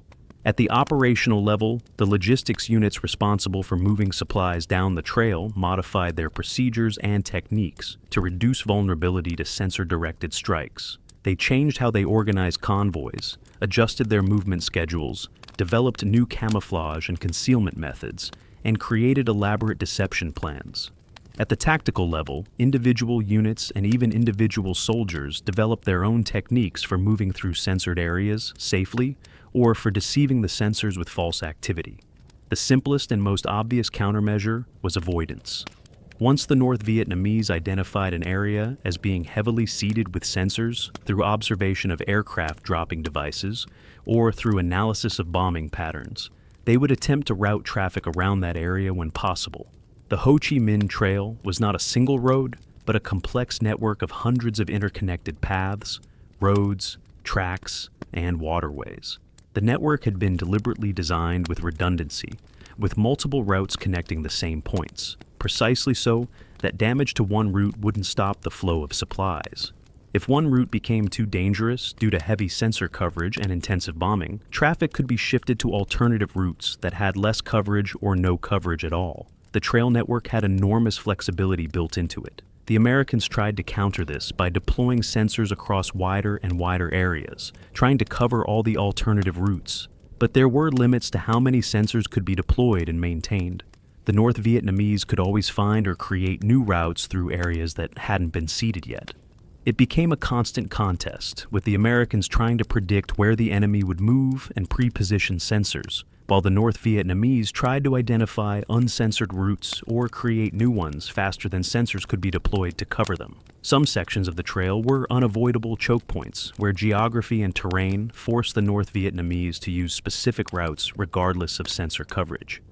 Mountain passes through rugged terrain, where there was only one practical route. Bridges or fording sites across rivers where the alternatives would require massive detours. Valleys that provided the only feasible path through otherwise impassable mountains. These critical sections were heavily seeded with sensors and subjected to intensive bombing because the Americans knew the enemy had to use them. For these unavoidable areas, the North Vietnamese couldn't simply route around the sensors. They had to develop other tactics to deal with the threat. One approach was operational discipline and noise control. If acoustic sensors detected sounds, then reducing sounds would reduce detections. North Vietnamese units moving through heavily censored areas were ordered to maintain absolute silence. No talking, no singing, no unnecessary conversation, no clanking of equipment, no rattling of tools or supplies, no unnecessary engine noise from vehicles. Trucks that had to move through censored areas would be modified with better mufflers and exhaust systems to reduce engine noise as much as possible. Mechanics worked to tune engines to run as quietly as they could, while still providing adequate power. Equipment carried by soldiers or loaded on trucks would be carefully padded or tied down to prevent metallic clanking sounds that acoustic sensors might detect. Troops would move with extraordinary care, each soldier conscious that any unnecessary sound might trigger a sensor and bring American bombs down on their position within the hour. For seismic sensors that detected ground vibrations rather than sounds, the countermeasure was to reduce the strength of vibrations reaching the sensors or to mask them with background vibrations from natural sources. Units would time their movements to coincide with periods when background vibrations were high. They would move during heavy rainstorms when the pounding of rain on the ground created vibrations that would mask the relatively small vibrations from footsteps or vehicles. They would move during periods of high wind when trees swaying and branches moving created background seismic noise. They would choose routes where the ground surface naturally dampened vibrations, avoiding exposed bedrock or hard-packed earth, where vibrations would propagate well, and seeking routes over softer soil or areas with thick leaf litter that would absorb vibrations. But complete avoidance of detection was impossible for a large-scale supply operation, moving thousands of tons of supplies along the trail every month. The North Vietnamese were running hundreds of trucks along the trail, moving thousands of porters, conducting operations that inevitably created noise and vibrations that sensors could detect. So deception became a major and increasingly sophisticated part of the North Vietnamese response to the sensor threat. If sensors were going to detect activity anyway, North Vietnamese planners reasoned, then it was better to make sure. The sensors detected false activity that would waste American resources while real operations happened elsewhere undetected. The deception operations range from remarkably simple to quite sophisticated. At the simple end, empty or nearly empty trucks would be deliberately driven along routes that were known to be heavily censored. These trucks were old, damaged vehicles of little military value, trucks that had already been written off as combat losses or were too worn out for reliable use in carrying critical supplies. They would be driven along the censored routes, deliberately making noise to trigger acoustic sensors. The drivers would rev their engines, would drive in ways that made maximum noise, would sometimes even play recordings of convoy sounds through speakers mounted on the trucks. When the acoustic sensors detected these truck sounds and transmitted their reports to Task Force Alpha, the analysts would see what appeared to be a supply convoy moving down the trail. They would direct airstrikes against what they believed was a genuine target, committing strike aircraft and expending bombs and aviation fuel. The Americans would be attacking essentially worthless vehicles carrying nothing of value, while real supply convoys carrying critical ammunition, weapons, and food would be moving through different routes that had less sensor coverage or no coverage at all. Sometimes the North Vietnamese didn't even use real trucks for these deceptions. They would position loudspeakers or sound-making devices along trails in heavily censored areas. They would play recordings of truck engine sounds, convoy movements, and other acoustic signatures that would trigger the American sensors. The recordings were quite sophisticated, including sounds of trucks starting, engines running at different speeds, gear changes, and even the sounds of trucks struggling up hills or moving through mud. The acoustic sensors would dutifully detect these sounds and transmit them to the orbiting aircraft, and then to Task Force Alpha. The analysts, hearing truck engine noises from multiple sensors in a pattern suggesting convoy movement, would conclude that a real supply convoy was moving through the area. They would follow their procedures, assess the target as valid, and order strikes against the coordinates where the sensors had activated. American aircraft would fly to those coordinates and drop their bombs on the sound systems and loudspeakers, expending precious ordnance on cheap electronics, while real convoys moved safely through other areas. The North Vietnamese found this tactic both effective and somewhat amusing, this expensive American technology being fooled by simple tape recorders. For seismic sensors, the deception tactics were different but equally creative and effective. The North Vietnamese would deliberately herd cattle, water buffalo, or other animals past known or suspected sensor locations. The animals' footfalls would trigger the seismic sensors just as effectively as human footsteps. The patterns of vibrations would be consistent with groups of humans walking, which is exactly what the sensors were designed to detect. The computer systems at Task Force Alpha, analyzing the seismic data, would see patterns indicating troop movements. The Americans, seeing seismic activations that appeared to indicate company or battalion-sized troop movements, would sometimes direct strikes against what were actually just herds of animals. The North Vietnamese would lose some livestock, which was unfortunate, but this was considered an acceptable cost compared to the alternative of real troop formations being bombed. And the tactic had the added benefit of training the Americans to attack false targets, potentially making them more skeptical of sensor data in general, or causing them to waste so much ordnance on false targets that fewer resources would be available for attacking real ones. Some North Vietnamese units became remarkably sophisticated in their deception operations, developing elaborate schemes that would fool the Americans for extended periods. They would create entire fake logistics bases near areas known to have heavy sensor coverage. These fake bases would include fake supply dumps constructed from empty crates and barrels arranged to look like real supply stockpiles from aerial reconnaissance. They would stage regular activity at these fake bases, moving things around, creating sounds and vibrations that sensors would detect, making the bases seem like active logistics facilities. They would ensure that these fake sites were occasionally discovered by other American intelligence sources to make them seem more credible and important. American photo reconnaissance aircraft would photograph what appeared to be significant enemy logistics bases. Radio intercept might pick up communications about the bases that were actually deliberately transmitted for American ears. The sensors in the area would report regular activity. All of this intelligence would point to the fake bases being genuine high-value targets. The result was that these fake facilities would become targets for intensive American airstrikes. The Americans would dedicate significant resources to attacking and re-attacking these fake bases, dropping hundreds or thousands of tons of bombs on empty crates and staged supplies that had no real military value. Meanwhile, the real supply operations, the real logistics bases where actual critical supplies were stored and distributed, would be located at different sites that the Americans hadn't discovered or were ignoring, because all their attention and resources were focused on the fake targets. Captain Nguyen Van Than was a North Vietnamese officer who served as a logistics coordinator along the Ho Chi Minh Trail during 1969 and 1970, when the sensor program was at its peak of operations. He was responsible for managing the movement of supplies through a critical section of the trail in southern Laos that was heavily targeted by American forces. In interviews conducted decades after the war ended, Than described in detail the tactics his unit used to deceive and counter the sensor network. Thane said that his unit made a systematic study of American patterns and behaviors.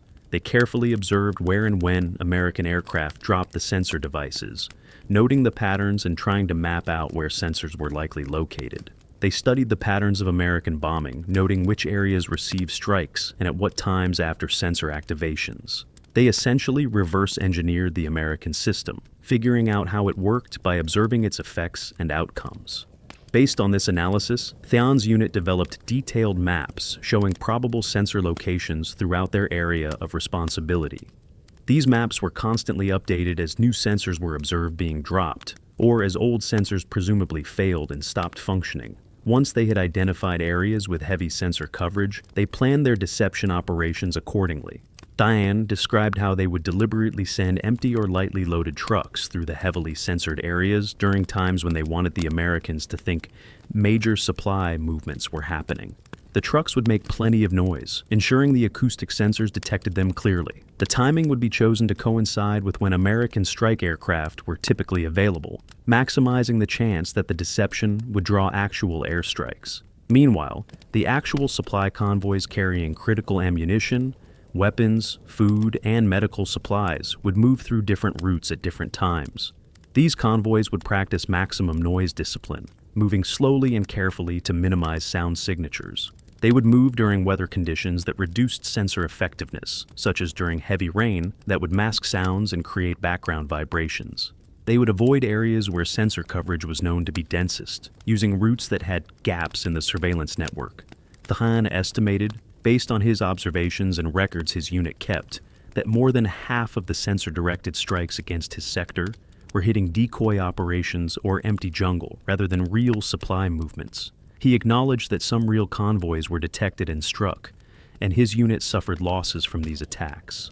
But the majority of American ordnance was being expended against false targets, which meant the supply mission was accomplishing its objectives. Enough supplies were getting through to sustain North Vietnamese forces in South Vietnam, which was ultimately what mattered. The North Vietnamese also worked systematically and persistently to find and physically destroy sensors whenever possible. Special teams were organized specifically for this counter-sensor mission, given the task of searching areas where sensors were believed to have been deployed. These teams would move slowly and carefully through the jungle, looking for the telltale signs of sensors. The disguised antennas, while cleverly camouflaged to look like natural vegetation, were still detectable to trained observers who knew exactly what to look for and had been shown examples of captured sensors. When the search teams found sensors, they would carefully dig them up if possible, taking care not to trigger any anti-tamper devices that might be built into the sensors. The recovered sensors would be packaged and sent back to technical intelligence units for continued study. Engineers would disassemble them to understand any improvements in design or new capabilities that had been added. Some sensors were kept as training aids, helping more troops learn to recognize and find them. Other sensors were simply destroyed in place, removed from service, accomplishing the goal of creating gaps in the American surveillance network. The Americans tried to make sensor recovery difficult and dangerous for the North Vietnamese. Later generation sensors included anti-tamper devices, specifically designed to destroy the sensor if someone attempted to remove it or interfere with it. Some sensors would detonate small explosive charges if they detected they were being moved, or if someone tried to dig them up. The explosives weren't large enough to cause serious casualties at a distance, but they could injure or kill someone working directly on the sensor. Other sensors included chemical systems that would damage or destroy the electronics beyond any hope of recovery if tampering was detected. These anti-tamper devices did cause some casualties among the North Vietnamese sensor removal teams. Men were injured or occasionally killed when sensors exploded or released chemicals during removal attempts. But the North Vietnamese soldiers were determined and creative. They developed techniques for identifying which sensors had anti-tamper devices and for disabling those mechanisms before attempting full removal. In some cases, they simply accepted the casualties as the cost of clearing sensors from critical areas. The losses were deemed acceptable compared to the alternative of allowing the sensors to continue functioning and directing strikes against real supply movements. In areas where sensors couldn't be easily found or safely removed, the North Vietnamese would sometimes try other methods to neutralize or mask them. They would build crude shelters over sensor locations when they identified them, creating barriers that would muffle sounds and reduce the effectiveness of acoustic detection. They would create continuous low-level background noise in censored areas, using various devices and techniques to trigger sensors constantly in hopes of causing so many false alarms that Task Force Alpha analysts would disregard the sensor as malfunctioning or unreliable. They would sometimes detonate small explosive charges near suspected sensor locations, attempting to physically damage the sensors through shock waves without having to dig them up and risk triggering anti-tamper devices. They would flood areas where sensors were suspected to be located, if the terrain allowed it, hoping water damage would disable the electronics. These methods were less effective than physically removing sensors, but they provided options for dealing with sensors in situations where removal was too dangerous or impractical. Perhaps the most effective North Vietnamese countermeasure, however, was simply adapting their overall logistics operations to function despite the sensors rather than trying to achieve complete invisibility. They accepted as a basic reality that American forces would detect some portion of their supply movements no matter what countermeasures were employed. The sensor network was extensive, American technology was sophisticated, and achieving perfect concealment was probably impossible given the scale of supply operations required. The goal, therefore, wasn't to prevent all detection. The goal was to ensure that enough supplies got through to South Vietnam to sustain the war effort, even if some were lost to sensor-directed strikes.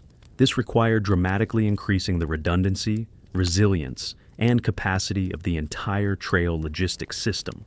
They essentially built a system robust enough to absorb the losses from sensor-directed bombing and still accomplish the mission.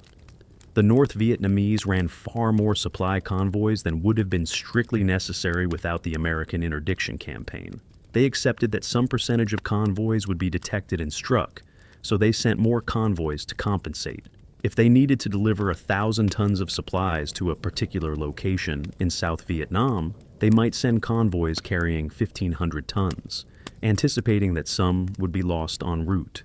They dispersed supplies widely across many small caches and storage sites, rather than concentrating them in large depots that would be lucrative, high-value targets. 1,000 tons of supplies divided among 50 small caches, each carefully camouflaged and hidden, was much less vulnerable than 1,000 tons in one large depot. Even if sensors detected activity around some of the caches and strikes destroyed them, the majority would survive. They built extensive and highly organized repair capabilities all along the trail, with engineering units stationed at regular intervals whose sole job was to repair bomb damage to roads, bridges, and facilities. When a section of road was cratered by bombing, repair crews would have it filled and usable again within hours or at most a day or two. When bridges were destroyed, bypass routes would be constructed or fords created across rivers within days. The speed and efficiency of these repair operations constantly amazed American intelligence analysts who monitored the trail. They stockpiled supplies at multiple locations along the routes so that delays or disruptions in one area wouldn't halt operations in other areas. Large reserves of food, fuel, ammunition, and other supplies were maintained at various points along the trail, allowing operations to continue even if supply lines were temporarily cut. This stockpiling required enormous effort and resources, but it made the logistics system resilient against interdiction.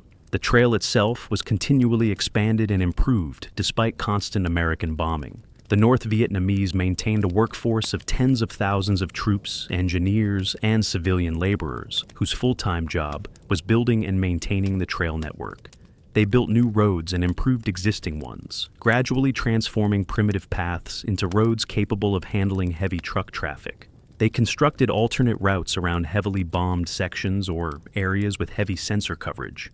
They developed the infrastructure to support the massive flow of supplies required by their forces in South Vietnam. This continuous expansion created more and more routes through Laos and Cambodia. The proliferation of routes meant that even with 20,000 sensors deployed across the region, the Americans could never achieve complete coverage of the entire network. There would always be routes that had sparse sensor coverage or no coverage at all. Gaps in the surveillance net that skilled North Vietnamese logistics personnel could identify and exploit. The Americans tried desperately to keep up, deploying sensors across wider and wider areas, but they were always behind the curve, as new routes were opened faster than sensors could be deployed to monitor them. The North Vietnamese also continuously adapted their movement tactics to reduce vulnerability to sensor detection and subsequent strikes. They moved supplies primarily at night, when American aircraft had more difficulty finding and attacking targets, even with sensor intelligence to guide them. The darkness provided a layer of protection that made sensor-directed strikes less effective than they would have been in daylight. They learned to recognize the distinctive sounds of the EC-121 relay aircraft that orbited overhead to collect sensor transmissions. When they heard these aircraft, they would stop moving and take cover, waiting until the aircraft moved away before resuming movement. They reasoned that if the relay aircraft wasn't overhead to collect sensor data, then any sensor activations wouldn't result in immediate strikes. By the time another relay aircraft arrived and began collecting data showing their movement, they would already be long gone from the detected location. They developed increasingly elaborate camouflage and concealment techniques for use during daylight hours when they had to halt their movements. Trucks and equipment would be driven off roads and hidden under thick jungle canopy, carefully. Camouflaged with natural vegetation and camouflage netting, supplies would be dispersed and concealed. The dispersal of vehicles and supplies during daylight made them much harder to find and harder to destroy with airstrikes, even if sensors had detected the convoy's movement during the previous night.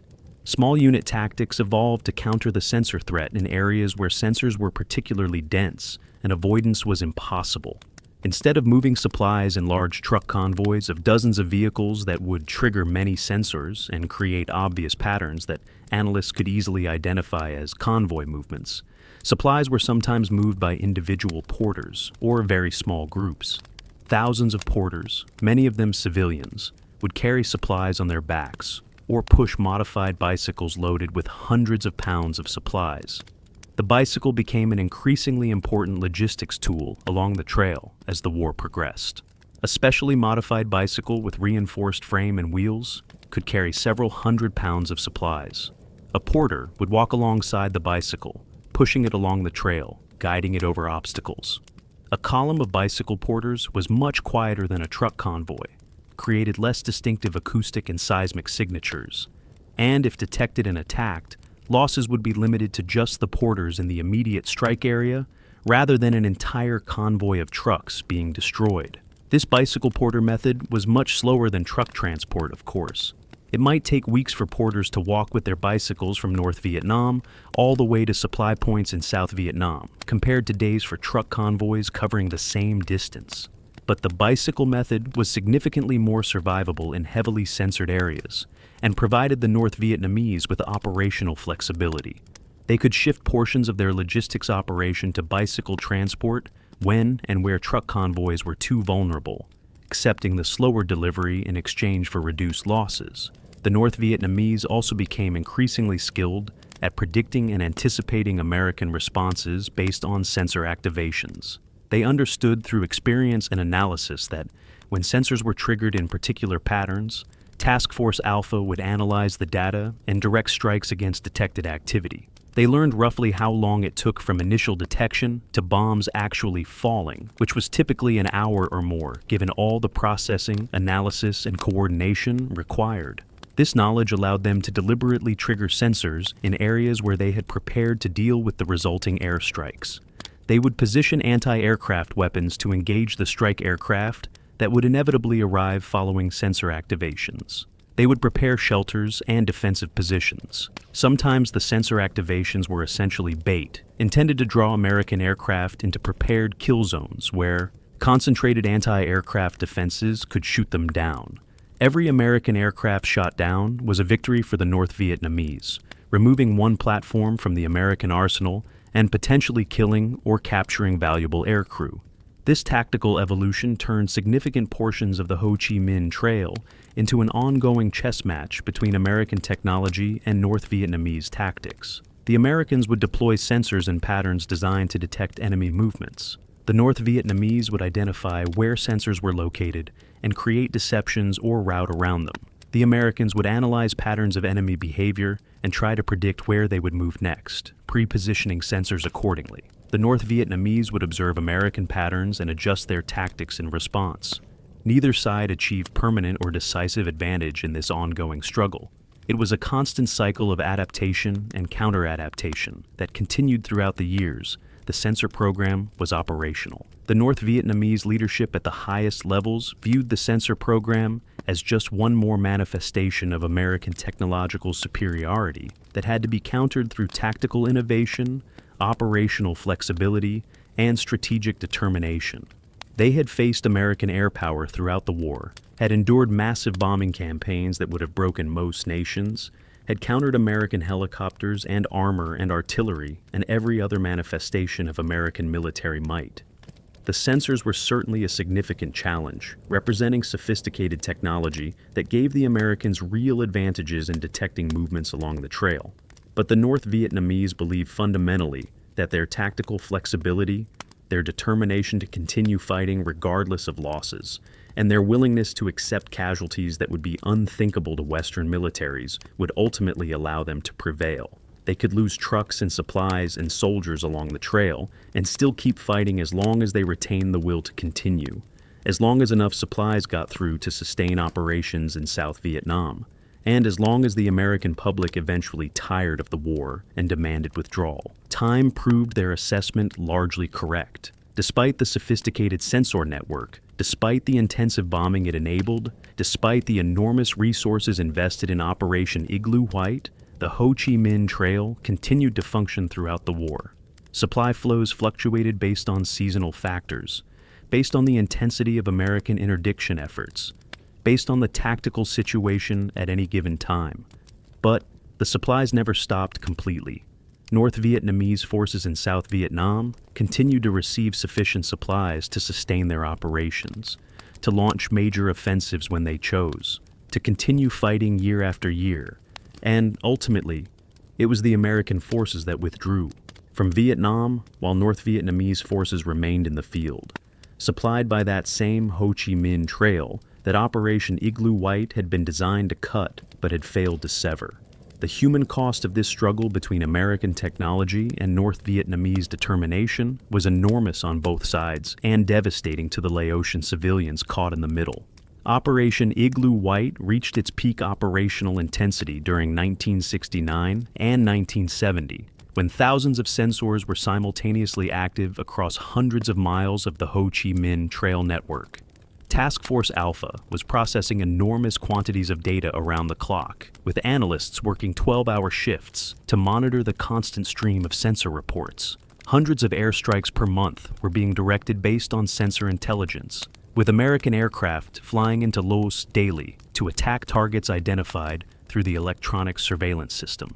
The program was consuming vast resources in every dimension, over $1 billion in total direct costs, thousands of military and civilian personnel dedicated to operating and maintaining the system, continuous sensor deployment operations that put air crews and special operations forces at risk, and intensive application of American air power against the detected targets. The electronic battlefield was fully operational and functioning largely as its creators had envisioned, at least from a technical and operational standpoint. The sensors were detecting enemy activity with reasonable reliability when they functioned properly. The relay aircraft were collecting and transmitting the data effectively. The computers at Task Force Alpha were processing vast amounts of information efficiently. The analysts were identifying targets and directing strikes according to established procedures. The strike aircraft were attacking those targets, dropping bombs on the coordinates provided by the sensor intelligence system. But the fundamental question remained unanswered and became increasingly urgent as the costs mounted and the war dragged on. Was Operation Igloo White actually achieving its strategic objectives? Was the sensor network, with all its technological sophistication and all its operational complexity and all its enormous costs, actually cutting the Ho Chi Minh Trail and preventing North Vietnamese supplies from reaching South Vietnam in quantities sufficient to sustain the war? The answers to these critical questions were complicated, contested at the time, and remain debated by historians and military analysts more than 50 years after the program ended. From a purely technical standpoint, judged solely on whether the technology worked as designed, Operation Igloo White must be considered a success. The system fundamentally worked as intended. The sensors, despite their harsh operating environment and limited battery life and vulnerability to discovery by the enemy, did detect enemy activity across wide areas of the trail network. The relay aircraft, despite the dangers of orbiting predictably over hostile territory for hours at a time, did collect the sensor transmissions and forward them to Task Force Alpha. The computers, despite their primitive capabilities by modern standards and their tendency to malfunction when the air conditioning failed, did process vast amounts of data and identify patterns that human analysts alone couldn't have detected in such volumes. The entire integrated system performed its designed functions reasonably well. The engineers and scientists who created the sensors, who designed the data processing systems, who wrote the complex software, who developed the operational procedures, all could rightfully be proud of their technical accomplishments. They had created a surveillance and strike direction system more sophisticated and more extensive than anything that had existed before in the history of warfare. They had pushed the boundaries of what was technologically possible with 1960s electronics, computers, and communications. They had pioneered concepts and technologies that would influence military thinking and military operations for decades to come, concepts that are now fundamental to how modern militaries operate. From an operational standpoint, meaning how well the system performed its intended military functions, the assessment becomes more ambiguous and more difficult. The system certainly provided intelligence that had significant value to American commanders. The sensor data gave American forces better visibility into enemy logistics operations along the Ho Chi Minh Trail than they had possessed before the sensor program existed. Before Igloo White, American intelligence about movements along the trail came primarily from occasional visual sightings by aircraft, from analysis of aerial photographs that could see only what was visible through gaps in jungle canopy, and from reports by ground reconnaissance teams who could observe only tiny areas for limited times. The sensor network changed this fundamentally. Now, American forces had continuous electronic surveillance across large portions of the trail network. The sensors provided information about when enemy movements were occurring, which routes were being used most heavily, where enemy forces were concentrating supplies, and what patterns of activity were developing. This intelligence allowed more efficient use of scarce American air power resources, directing strikes to times and places where enemy activity was actually occurring rather than bombing randomly across the vast trail network, hoping to hit something of value. Statistical analyses conducted during the war by operations research teams showed that sensor-directed strikes achieved better results than random interdiction bombing in terms of trucks destroyed per sortie flown and supplies destroyed per ton of ordnance expended. The strike pilots appreciated having specific coordinates to attack, and some confidence that there actually were targets at those coordinates, rather than just flying over the jungle looking for targets that were usually impossible to see through the canopy. The numbers of detected targets and conducted strikes were genuinely impressive on paper, providing ammunition for advocates and supporters of the program, who could point to charts and graphs showing thousands of sensor activations and hundreds of strike missions per month. But efficiency, meaning doing things right and getting good results from the resources employed, is not the same as effectiveness, meaning doing the right things and achieving the desired strategic outcomes. The critical question wasn't whether sensor-directed strikes were more efficient than random bombing. The question was whether Operation Igloo White was achieving its fundamental strategic objective of cutting the Ho Chi Minh Trail and preventing supplies from reaching South Vietnam in quantities sufficient to sustain communist military operations there. And measured by that ultimate strategic standard, the program clearly fell short of its ambitious goals. Despite years of intensive sensor-directed bombing, despite thousands of strikes against detected targets, despite all the technology and effort and resources invested, North Vietnamese supply flows to South Vietnam continued at levels sufficient to sustain the war. The evidence of continued adequate supply flows was incontrovertible and couldn't be explained away by supporters of the program. North Vietnamese forces in South Vietnam continued to fight effectively throughout the entire period when Igloo White was operational at peak intensity. They launched the Tet Offensive in February 1968, just as the sensor system was becoming fully operational, demonstrating they had stockpiled sufficient supplies to support coordinated nationwide attacks. They launched the Easter Offensive in spring of 1972, a massive conventional invasion using tanks and artillery, which required enormous quantities of ammunition and fuel that all had to be moved down the trail. These major operations, along with the continuous smaller-scale combat that occurred throughout the war, required vast quantities of supplies, ammunition for rifles, machine guns, mortars, rockets, and artillery, fuel for vehicles and generators, food to feed the soldiers, medical supplies to treat the wounded, replacement weapons and equipment. All of this had to come down the Ho Chi Minh Trail. If Igloo White had been truly effective at interdicting supply flows, these major operations would not have been possible. The North Vietnamese forces would have run short of critical supplies, and their combat effectiveness would have declined noticeably. Intelligence assessments of enemy supply levels in South Vietnam, compiled by American intelligence agencies throughout the war, showed fluctuations in supply availability, based on seasonal factors like the monsoon rains, based on the intensity of interdiction efforts at particular times, and based on tactical decisions about where to allocate supplies. But the intelligence never showed the decisive, sustained reduction in supply flows that would indicate the trail had been effectively cut, or that North Vietnamese logistics were on the verge of collapse. Several factors explain why Operation Igloo White didn't achieve more decisive strategic results, despite its technical sophistication and operational activity. The North Vietnamese countermeasures and tactical adaptations, which were described in detail in the previous section, significantly reduced the effectiveness of sensor-directed strikes. The elaborate deception operations drew many strikes against false targets. The tactical adjustments in how supplies were moved reduced vulnerability to detection. The continuous expansion of the trail network with new routes meant sensors could never achieve complete coverage. The inherent time delays in the sensor-to-strike process were also problematic and reduced effectiveness. The vision articulated by McNamara and the Jason scientists was near real-time detection and strike, with bombs hitting targets within minutes of initial sensor detection.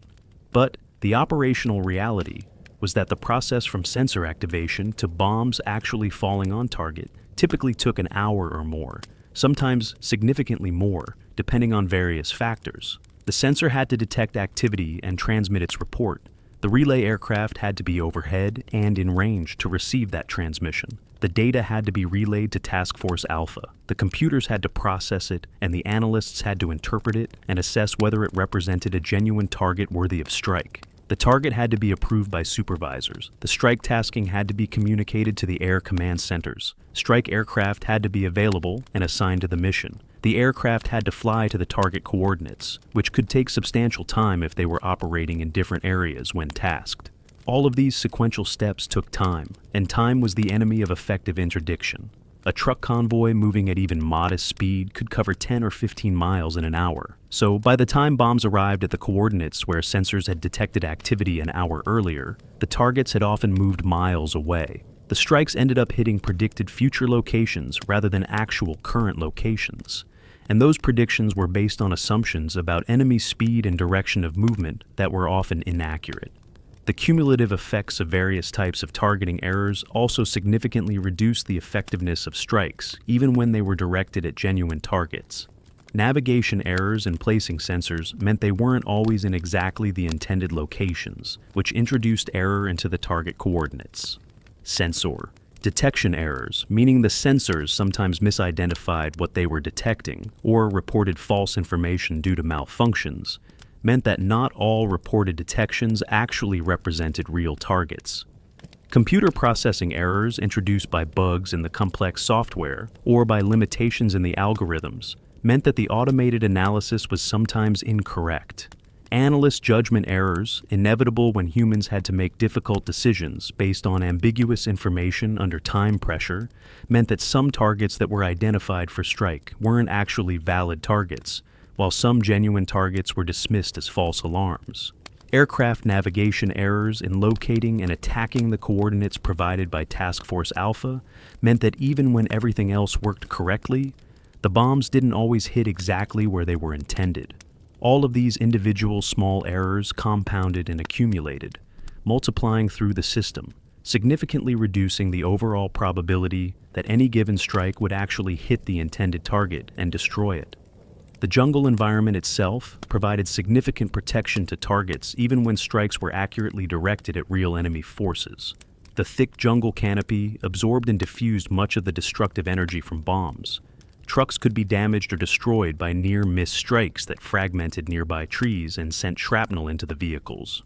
But they could also survive strikes that would be devastating in open terrain. Supplies could be scattered by explosions, but then later recovered and consolidated. Personnel could take cover in bunkers or natural terrain features and survive airstrikes that would kill everyone in the open.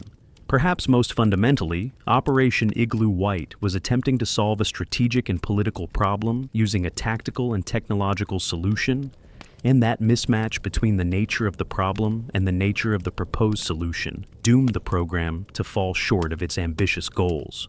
The Ho Chi Minh Trail was not itself the problem. It was a symptom and manifestation of the larger strategic challenge facing the United States and Vietnam. The fundamental problem was that North Vietnam was absolutely committed to reunification of Vietnam under communist control and was willing to bear essentially unlimited costs and casualties to achieve that goal. They could lose trucks and supplies and soldiers along the trail in numbers that would cripple most military forces, and they would simply send more trucks and more supplies and more soldiers. They were fighting for an objective they viewed as existential and non-negotiable, and that kind of determination is very difficult to overcome through military means alone. The United States, in contrast, was fighting a limited war for limited objectives, with inherent political constraints on resources and strategy.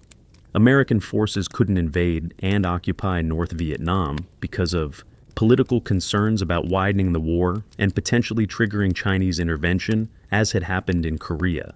They couldn't permanently occupy Laos or Cambodia to physically block the trail because of international agreements and political considerations. They couldn't seal the borders completely through ground operations, so they tried to use air power and technology to achieve interdiction effects that ground forces couldn't accomplish. But air power and technology alone proved insufficient to force an enemy as determined as North Vietnam to stop fighting or to prevent them from infiltrating sufficient supplies to continue the war. Secretary of Defense Robert McNamara, who had championed Operation Igloo White with such enthusiasm and who had believed so deeply that American technological superiority could solve the problems of Vietnam, became himself one of the program's skeptics and doubters. By late 1967 and early 1968, even before the sensor system was fully operational, McNamara was losing faith in the technological approach he had advocated so strongly. He could see the enormous costs mounting month after month. He could see the disappointing results from the various bombing campaigns he had authorized. He had commissioned the Jason study that led to Igloo White, hoping science and technology would provide the breakthrough that had eluded traditional military approaches. But even with the sensors being deployed, the fundamental problems of the war remained stubbornly unsolved. In February 1968, worn down by the frustrations and moral ambiguities of Vietnam, and increasingly convinced that the war was unwinnable through military means, McNamara resigned as Secretary of Defense. His departure coincided almost exactly with the Tet Offensive, the massive coordinated North Vietnamese and Viet Cong attacks across South Vietnam that demonstrated conclusively that despite years of intensive American military operations, including the emerging sensor program, enemy forces retained the capability to launch major operations, threatening every part of South Vietnam simultaneously. The technological solutions McNamara had believed in so strongly had not produced the decisive results he had hoped for and expected. The Nixon administration, which took office in January 1969, inherited Operation Igloo White along with the entire complex and frustrating Vietnam War.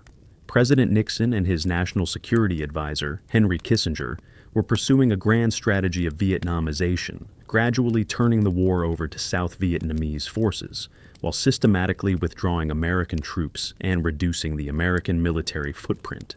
This fundamental change in American strategy didn't immediately affect Igloo White, which continued to operate at high intensity through 1970 and into 1971 as American withdrawal proceeded.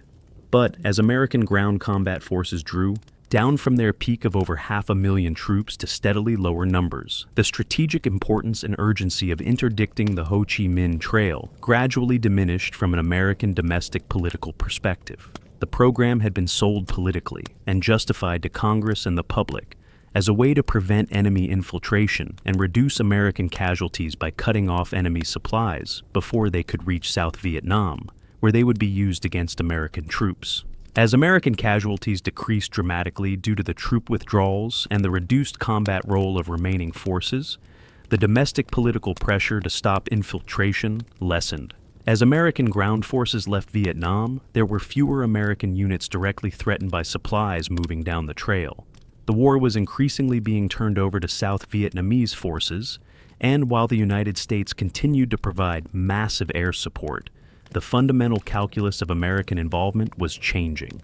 The Paris Peace Accords, signed in January 1973, officially ended direct American military involvement in Vietnam as part of a negotiated settlement. The agreement included provisions requiring the cessation of American military operations in Laos, which had technically been neutral territory throughout the war, though everyone knew American forces had been operating there extensively.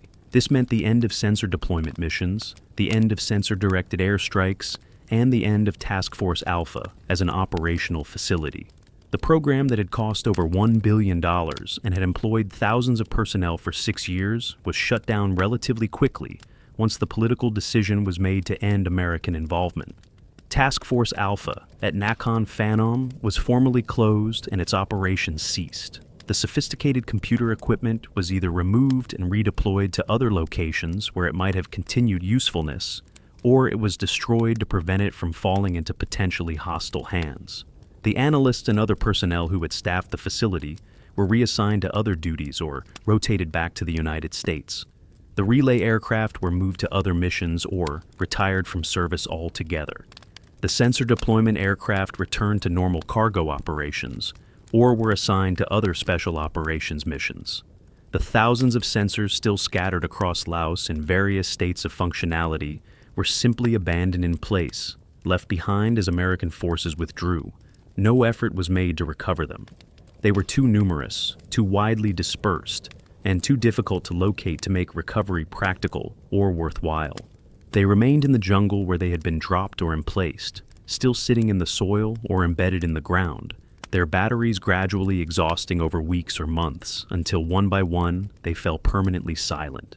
The electronic surveillance network that had monitored the Ho Chi Minh Trail for years went dark, and the jungle reclaimed the sensors, gradually burying them under accumulating leaf litter and new vegetation growth. The immediate aftermath of Operation Igloo White's termination was complicated by the various legacies the program left behind. The physical legacy included the unexploded ordnance that littered large areas of Laos as a result of the years of intensive bombing. Many of the bombs dropped based on sensor intelligence failed to detonate on impact and remained in the soil as deadly hazards. Cluster bombs were particularly problematic. These weapons scattered hundreds of small explosive submunitions across wide areas, and many of those submunitions failed to explode as designed, leaving countless small bombs scattered through fields and forests.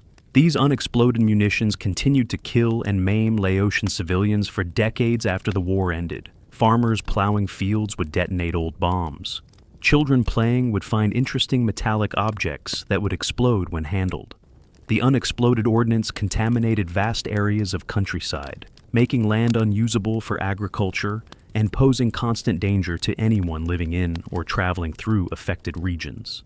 International organizations and the Laotian government have worked for decades to clear these explosive hazards, but the work continues today, more than 50 years after the war ended, and will likely continue for many more decades.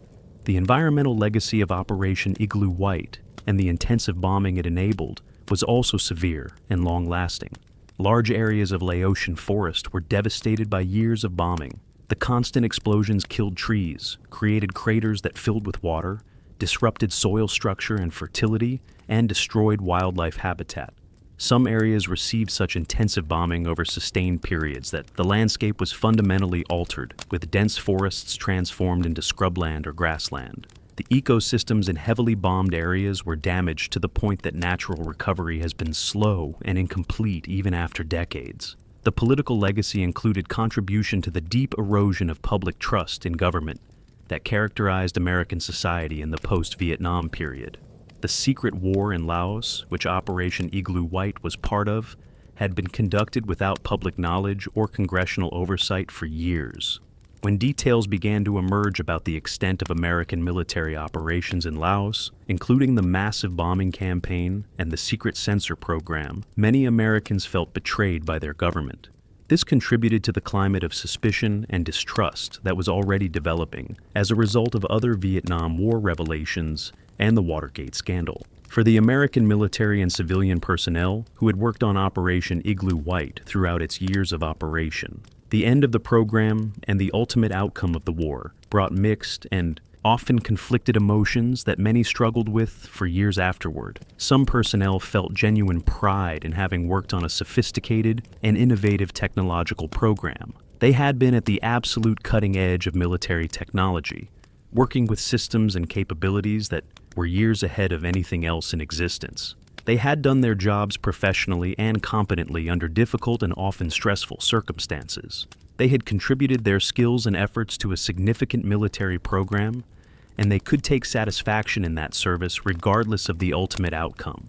Others felt deep frustration and disappointment that the program hadn't achieved more decisive results despite all the effort, resources, and sacrifice invested in it.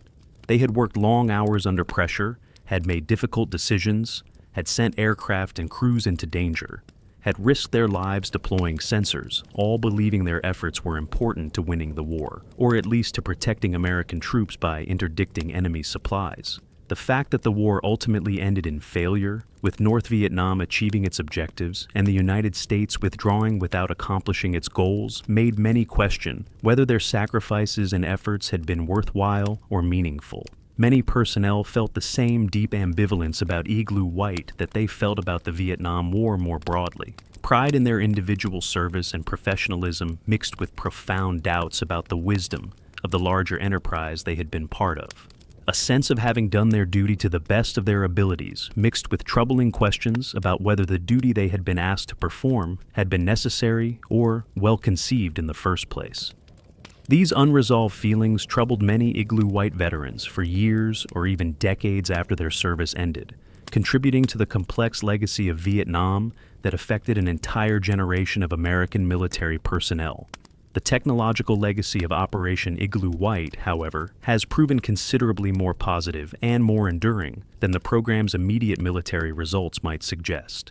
The concepts and capabilities pioneered by Igloo White have become absolutely fundamental to how modern military forces operate. The basic idea of using distributed sensor networks to provide continuous battlefield surveillance and awareness is now standard doctrine in every modern military worldwide.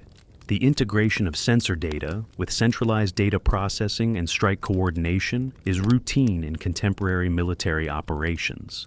The vision of the networked battlefield that McNamara and the Jason scientists articulated in 1966 is being realized more fully today than was remotely possible with 1960s technology.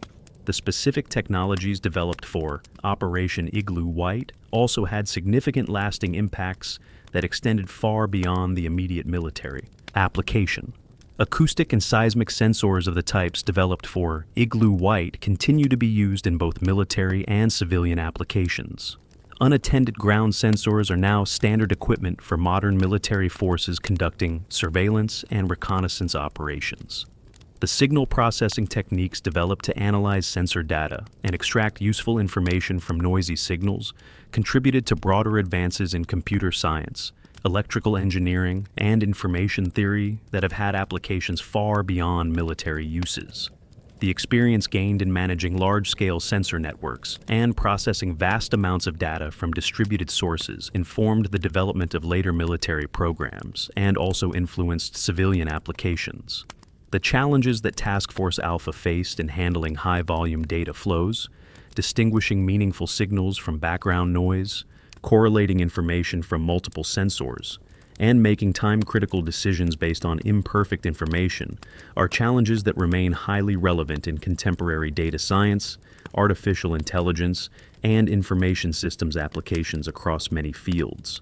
Modern military forces around the world now rely heavily on what is called C4ISR, an acronym standing for Command, Control, Communications, Computers, Intelligence, Surveillance, and Reconnaissance. All of these essential elements were present in some form in Operation Igloo White. The sensors provided the surveillance and reconnaissance capabilities. Task Force Alpha provided the intelligence analysis function and the command and control for directing strikes. The computer systems and the communication links between sensors, relay aircraft, Task Force Alpha, and strike aircraft provided the integration that made the system work as a whole. Igloo White was essentially an early primitive prototype of the networked warfare concepts that are now absolutely ubiquitous in how modern militaries operate.